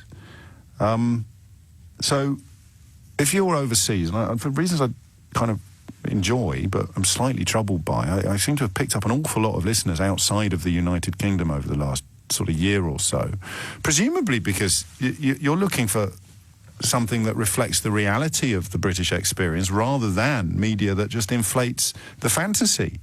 This idea that Brexit means Brexit. You translate that into any other language, it's still hogwash. So we've managed to carve out this little niche, just saying things that are true against a backdrop of a newspaper media that is making billions out of saying things that aren't true. Maybe that's why. But anyway, touch wood, you're still listening. I'd love you to tell me how your friends and neighbours and your colleagues deal with or look at us at the moment. And I'll take calls from all over. Not just the European Union, all over the world. This is where I have a slightly embarrassing moment and I only get calls from Bolton. 0345, no offence, Stuart. 0345 6060973 is the number that you need. If you are listening outside the United Kingdom, then give me a ring and just tell me how we look from where you are. Have your media done a better job of working out what the hell we're playing at than we have? 0345, well, this is the UK number, 0345 6060973, because there are a couple of, we hit 3 million yet on that petition. We'll double check, but there are a few moments that I think we probably didn't register the importance of as they were unfolding because we were so close to the action. And one of those moments was that simple fact with the withdrawal agreement that we're still squabbling over. Barnier got 27 separate signatures on that document. 27 separate sovereign governments committed to that agreement against their expressed initial wishes. Think about this, seriously. Think about this. 27 different governments with different priorities and different dreams, but with a collective desire to retain single market status, all agreed eventually to a withdrawal agreement that saw that customs union retention extend to the whole of the United Kingdom after they said we could only have it on the island of Ireland. I don't like the language like buckled and conceded. So we'll just say, because that's part of the reason why we're in the mess that we're in. We use this ludicrous language of Commando magazine when we're talking about trade negotiations. That's it, isn't it? That's Digby Jones and Mark Francois and these weird Second World War revivalists. So that simple thing there, they came up with a proposal, we disagreed with it. They got all 27 signatories to agree to our proposal. We brought our proposal back from Brussels, and Theresa May couldn't get herself to sign it. Theresa May couldn't achieve what she needed to achieve in order to be able to sign it herself. So Michel Barnier got 27 separate signatures on a document, on the same document, agreeing to the same thing that we suggested.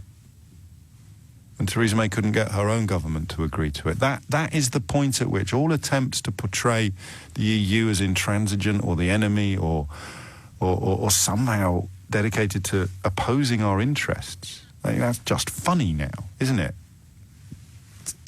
To us.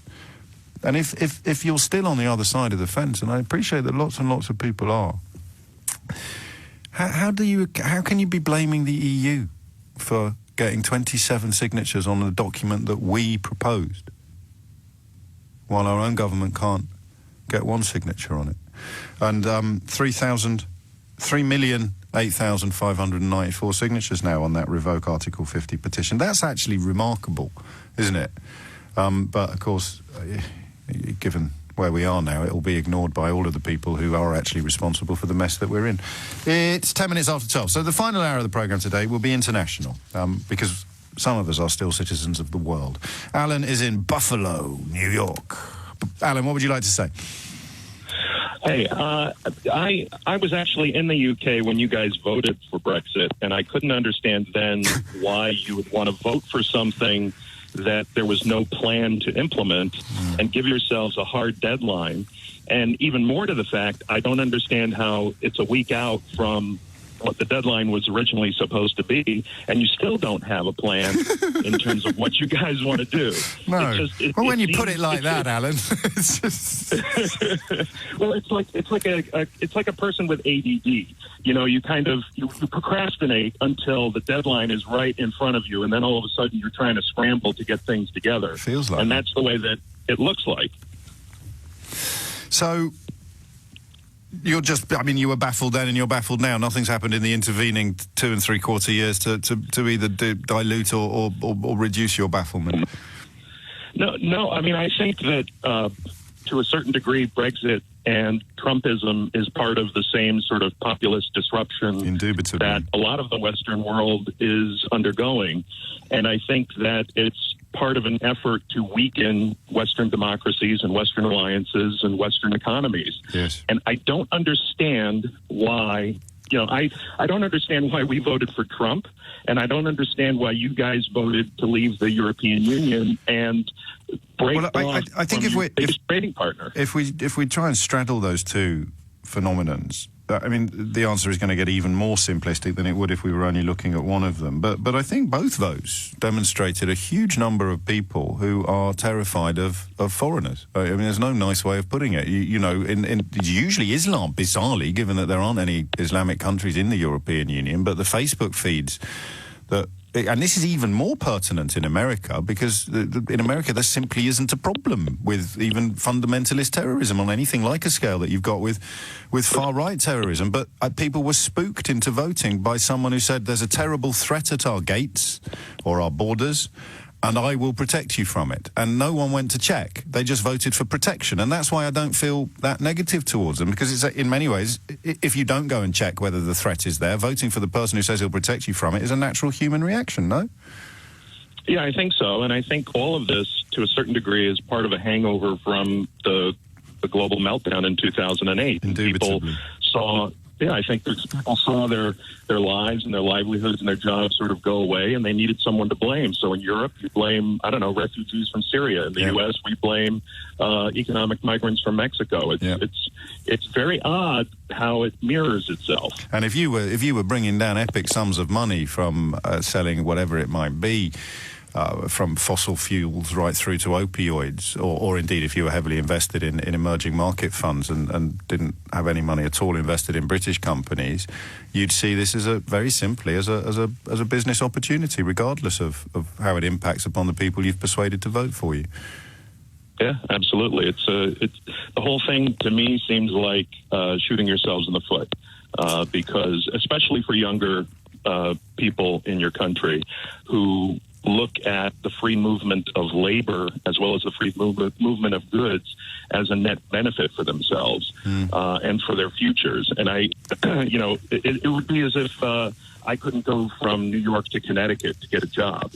That's a great point, oddly. I mean, it's a really good point in terms of freedom of movement. And also, I think a lot of us in the UK don't fully grasp, I mean, I don't fully grasp the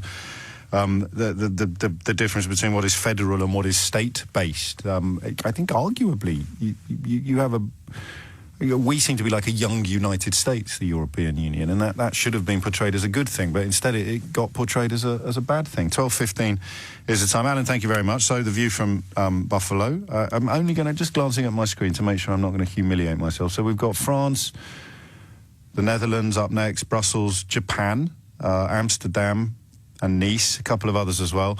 Matt, mate, I don't think Glasgow counts. The question has changed slightly now. Well, it's changed profoundly. I'm just delighted to report that I have a full switchboard from outside the United Kingdom, which does absolutely nothing for my ratings, but rather a lot for our shared knowledge of how we look to the rest of the world. So let's find out. Let's go straight to the Netherlands, to Zutphen to be precise, where Joran is calling from. Joran, what can you tell us? What's the view from Holland? It's a bit like the Eurovision Song Contest is. What are the votes of the Dutch jury? Well, split at the moment. If our last elections are to be believed, yes, of course. I just met with a couple of friends of mine, and we talked politics. These are the friends you can talk politics with. So, and pretty much everybody is just looking in some confusion to the UK. Yeah, because it seems, at least from an outsider's perspective, maybe it's different from within the UK, it seems quite clear that there's, with this deal, there's no going forward. Even if May, for example, gets the DUP on her side and the European Research Group, it still seems very, very close. And you're just confused about why she's refusing to back down, why she's not acknowledging at least the fact that there's a significant portion of Parliament, let alone the country, that doesn't want it or doesn't see Brexit the way she does. I don't know how she sees it, because did we find that clip from Vince Cable earlier when he described Theresa May as having told him that the people voted for pain? I mean, it's a second-hand report, but from a very honourable and reliable correspondent from Vince Cable, the leader of the Liberal Democrats, and that makes sense, but she's never said that in public. She's never said, we're doing this because you voted for pain. She's still pretending. Do you know what? I think that child in the background makes more sense than Theresa May at the moment.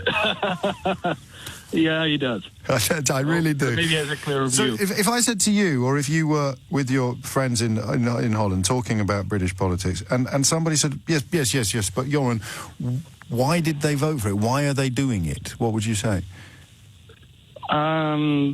Because they've been sold the idea that not your analysis of why, because that's negative, but what they would say to why, what did they think they're going to get? What do they think they've won? Why did they do it? What would you say?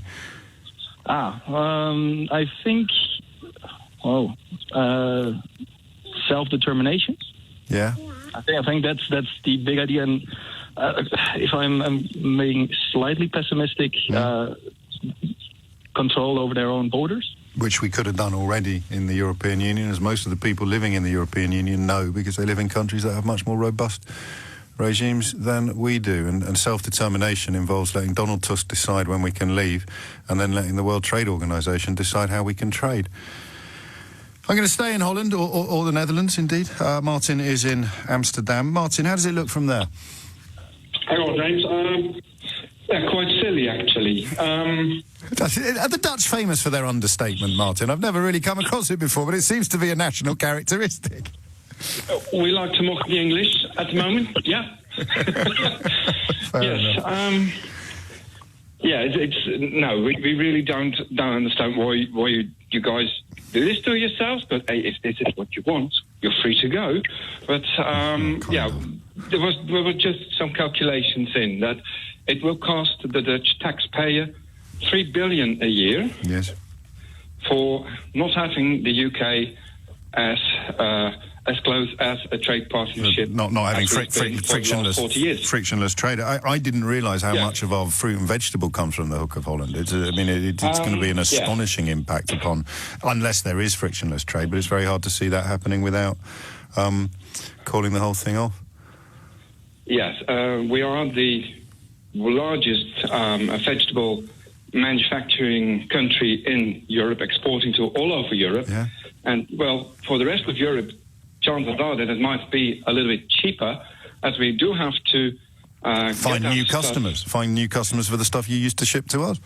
Yes, that's what we have to do, and we would love to sell everything to the Irish to get their economy a little bit of a relief. But, we're all right for potatoes. Well, actually, I don't. But yeah, okay.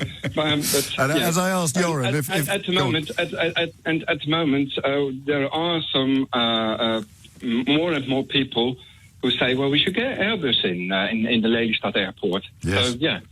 Yeah, well, I know there'll be battles over who gets our Airbus business between Holland and Germany. I think we do. But but there was a few years ago on a television show. Go on. An American TV show in the evening with John Oliver, I believe, and he had Lord Buckethead. Yes, those are the days. You remember him? And Lord Buckethead said it's going to be an ass show. Did he? And I stumbled across it via a very respected person on the internet and on Twitter. Yes. Mr. or Mrs. I'm Incorrigible. Oh, yes. And, no, he'll be unbearable. I was absolutely... And Mr. Buckethead was right. It is absolutely an S show. I didn't realise. I love the way you say S show. Thank you for your, what's the word, discretion. I didn't realise Lord Buckethead had called it all that time ago. I was too busy chuckling. Thank you, Martin. Let's cross live now to Osaka in Japan. Ken, what are the votes from the Japanese jury? Hi, James. Well, I suppose it's just I suppose you could call it a mild bewilderment. It's still only mild. I suppose it's a long way away. Isn't it?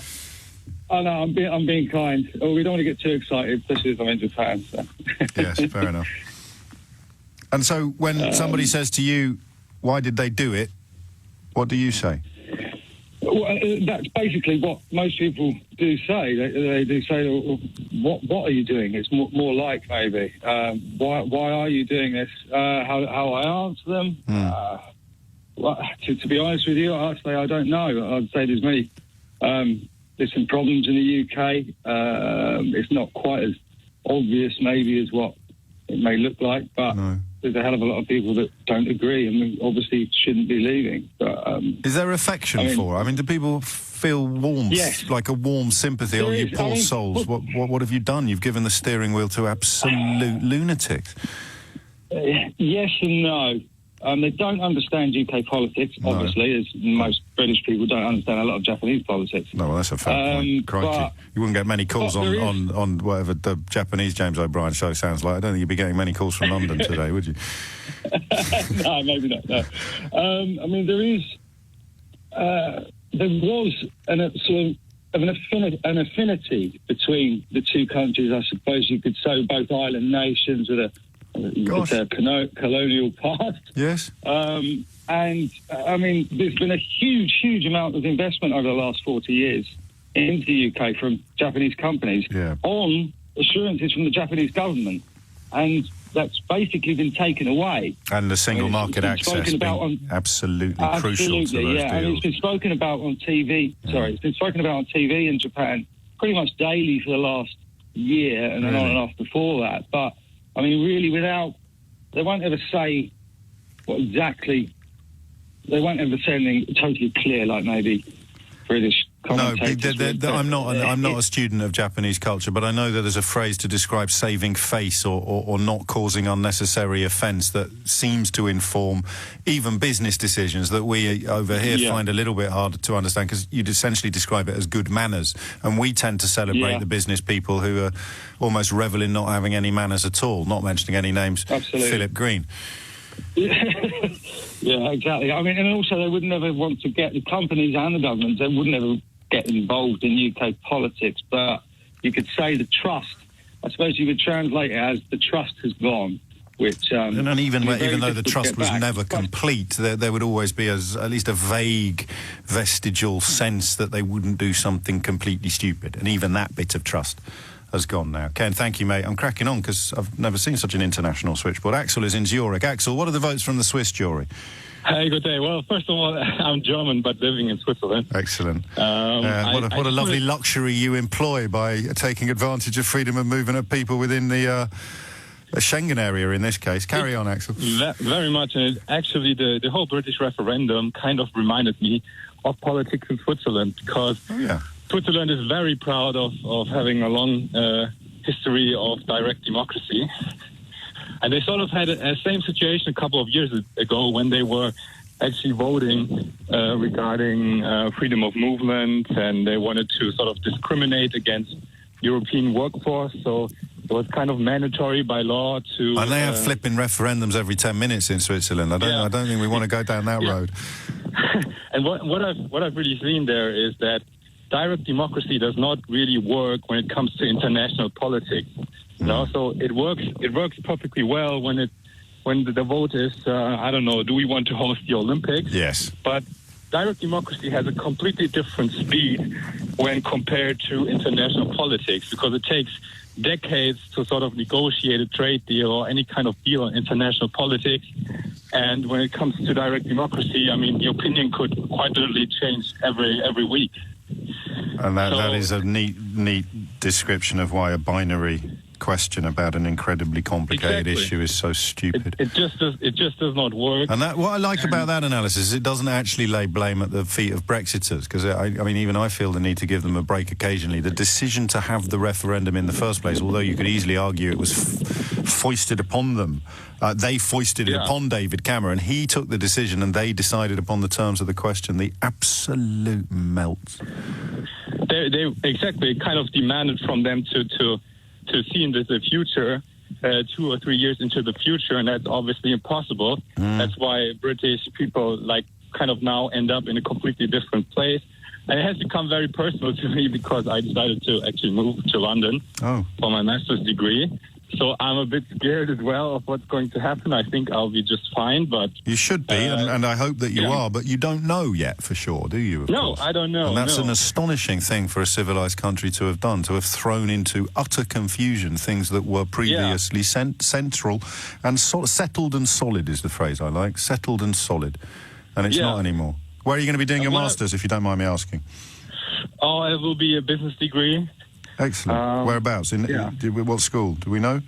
Well, it doesn't matter. Yeah, it's a business school in London. Okay. Well, I look forward to it. You'll be able to listen to me for free. This is from Kirk. It's potentially a week until we crash out of the EU, and this is the first time HMRC has sent any information at all to my business about the potential issues around no deal. We'll do that on Monday, actually. Could you alert the authorities? On Monday, I want to know whether you're ready. Because if we do end up having another referendum and it is a straight choice between no deal and no Brexit, I can't quite see that happening yet. But that's the point at which you know what Brexit will look like, you see, rather than everybody being able to make various contradictory promises. You'll be able to ask your boss what will happen to that production line. You know, the stuff that currently comes in from Cologne, what will happen to it? And the boss will either say, I will be fine, or he'll tell the truth. And that seems to me to be one way of focusing the mind. But I'm certainly not optimistic about that happening, regardless of how many people march tomorrow, and I'll see you there, or indeed how many people sign this Revoke Article 50 petition, which quite astonishingly has stormed past 3 million in not much more than 24 hours. It's quite incredible. I think it was the night before last that it got inflated and people started promoting it. I think it's been up for a while. 12:37 is the time. Some international views of Brexit Britain, and then, if there's time, the greatest hits of Dominic Raab. Yeah, I said hits. Sonia is in Vienna. What are the votes of the Austrian jury, Sonia? Oh, nul point, I'm afraid, James. Well done. Thank you. Yes, I mean, I'm British, obviously, from my accent. I've lived here for 25 years, and people are absolutely befuddled and confounded. They don't know what we're up to, and I'm not able to enlighten them. And the interesting thing about attempts by Brexiters here I mean, there was a point when they were talking about the domino effect, how we'd vote to leave and then everybody else in the European Union would follow. The opposite, needless to say, the opposite is true. I don't think so. No. But one of the things that interests me, and you can help with this, is that what they managed to do in this country was to conflate fear of the foreigner, fear of immigration, or even what they like to call legitimate concerns about strains on public services and all that sort of thing. Now, that's very real in continental Europe. It's a very real thing in Austria. Also, Islamophobia. But as I understand it, the far right in Austria and other countries haven't either tried or succeeded in getting all immigrants lumped in together. You see your European neighbours as your neighbours, not as invaders. Is that right or not? Well, yes, but it's an interesting thing because the Freedom Party, which is now in a coalition government here in Austria, as you may be aware, some years ago they did have an anti-EU policy, but they've actually changed it.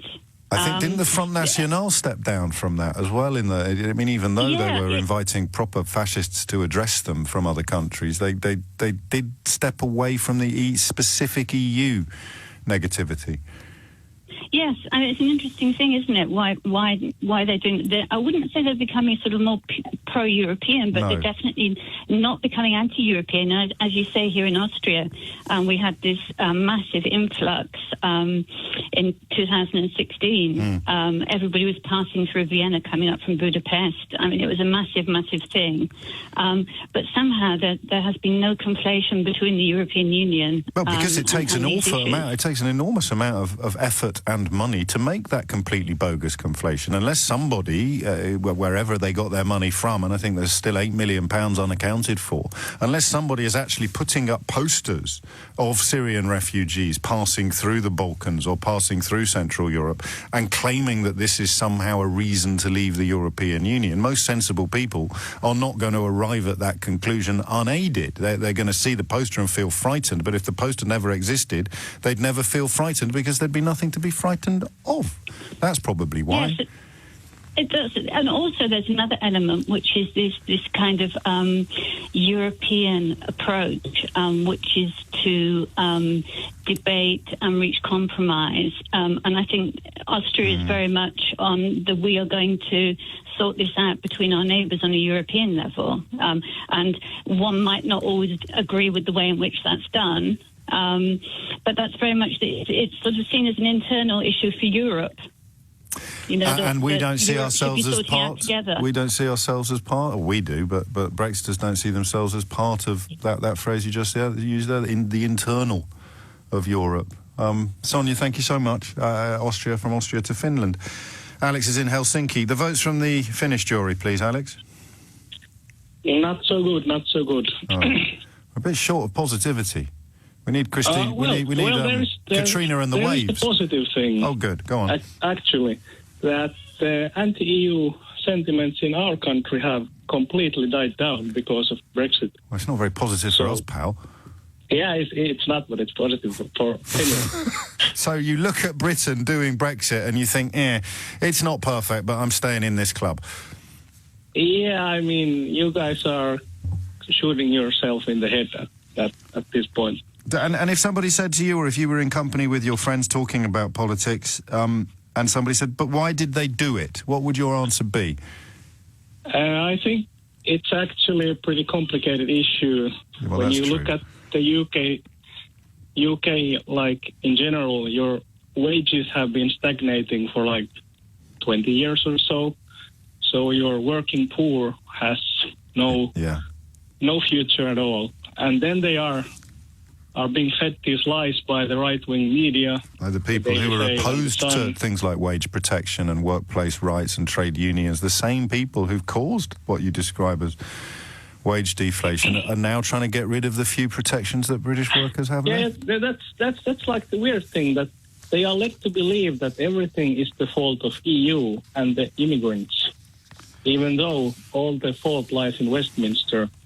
And now they are pushing the agenda that they can like get rid of all the remaining protections. It's funny because if you go back, free trade regime or something. Yeah, if you follow some of these key players back to pre-referendum, when they probably didn't even dream they'd ever be able to get out of the European Union. You go back to 2012. You have prominent Brexiters writing things like this: British workers are among the worst idlers in the world, and the UK rewards laziness, does not encourage risk-taking, must strive to emulate the work ethic and low-tax culture in parts of Asia. Five Conservative MPs put their names to this book. Too many people in Britain prefer a lie-in to hard work, they argue. So that's precisely the attitude you describe, and I think all five of these are Brexiters. I know that Elizabeth Truss is, Dominic Raab, Priti Patel, Chris Skidmore and Kwasi Kwarteng. I mean, if you can see it that clearly from Finland, what the flip is wrong with us? And even now, when everybody knows that Theresa May's deal is not going to pass, it has been defeated twice by record numbers. So it looks likely that you are going off the cliff's edge, which I can imagine that is a preferable option to some people, but for most of the people, especially the poor people, it's totally devastating. Because they've done a job on persuading a lot of poor people that somehow going off the cliff is going to be good for them, Alex. And that's, in many ways, for all the fun that we have together between 10 and 1 every morning on LBC, in many ways that is the truly heartbreaking thing. And it's why I'm wholly sincere, even though it's a pithy little catchphrase and we might stick it on a T-shirt. That line about contempt for the con men, compassion for the conned, is so completely crucial. Even while the conned are screaming at you and spitting in your face and calling you names, don't get cross with them because of stuff they've been convinced to believe. Get cross with the people who've done the convincing. And when, of course, the people who've done the convincing start trying to portray the people criticising them as somehow criticising the conned, when the con men start saying, well, that person over there thinks you're an idiot. I don't think you're an idiot. I think you got conned. I think it could have happened to anyone. And it does every day, all over the world. People fall for things that are not true. And the person selling the thing that is not true is almost always going to make either a few quid out of it or get some form of status enhancement or profile. I guess that observation is as old as the hills.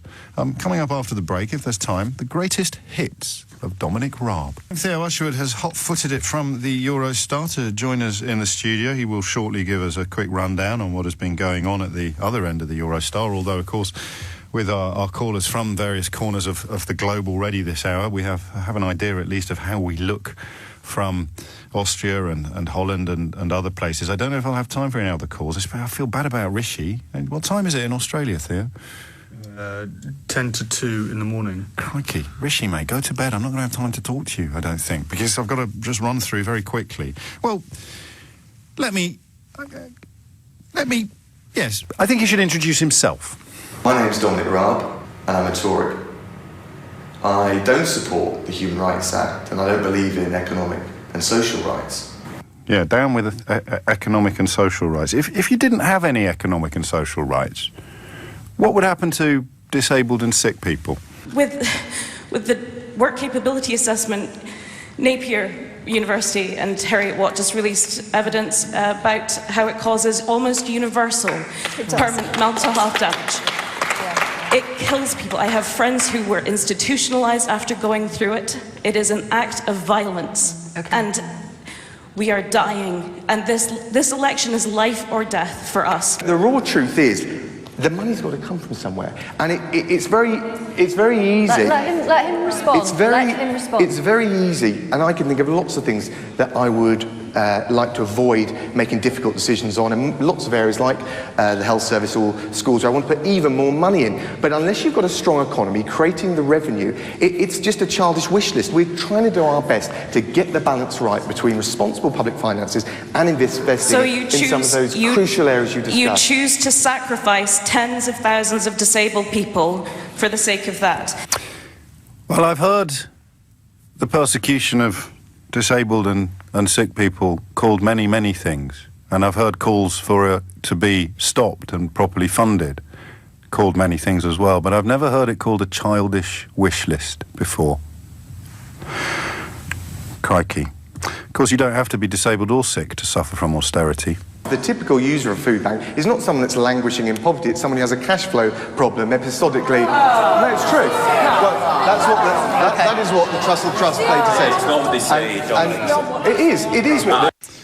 He was lying when he said that claim had come from the Trussell Trust. The Trust said that while delays to benefit payments were one of the main reasons people turned to food banks, such crises tended to be exacerbated by poverty and low pay, which were also direct causes for many to seek assistance. This came after research was published showing that there are at least 2,000 food banks in the UK. Been a bit unfair to Dominic Raab, because he does actually understand some stuff. You know, all the people saying that we'll easily be able to leave the European Union and have no checks at all on the Irish border. Yeah, that stuff. We've got a bilateral relationship with Ireland. We're a very close relationship. We've also got the history of the Troubles. All of these things can be handled very sensitively. But I think if not, people could if Ireland obviously remains an EU member, then EU nationals can travel there and then come into the UK without a passport. If you're worried about border controls and security, and Frontex are, if you're worried about the effect of those EU rules, you couldn't leave a back door without some kind either of checks there with any country or assurances in relation to the checks that they're conducting, obviously. Otherwise, everyone with ill will towards this country would go around that route. But hang on a minute. How could anybody campaign for Brexit, simultaneously acknowledge that we need checks at the British border in Ireland, and also understand the objectives of the Good Friday Agreement? It's almost as if he'd never read the Good Friday Agreement. Presumably he had done so before he actually started pontificating as Secretary of State for leaving the European Union, presumably. Could I just ask you, since you had such a critical role as the Brexit Secretary, I presume that in fact you had read the Belfast Agreement. Please don't line up behind the Immigration Minister and tell us that you haven't read the agreement. I haven't sit down and started at the beginning and gone through it, but of course at various points in the negotiations, when issues have been raised, it has been an important opportunity to delve in to the different aspects very carefully. So which aspects of the... So you haven't read the Belfast Agreement in its entirety? I haven't sat down and gone from... I've used it as a reference tool. Gosh. So, no social and economic rights. Looking after disabled and sick people is a childish wish list. People using food banks have got cash flow problems. You would need checks at the Irish border, but we should leave the European Union anyway, which suggests you haven't read the Good Friday Agreement.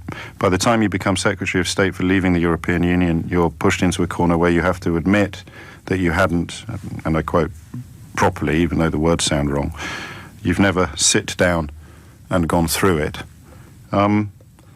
Crikey. Any sort of positives?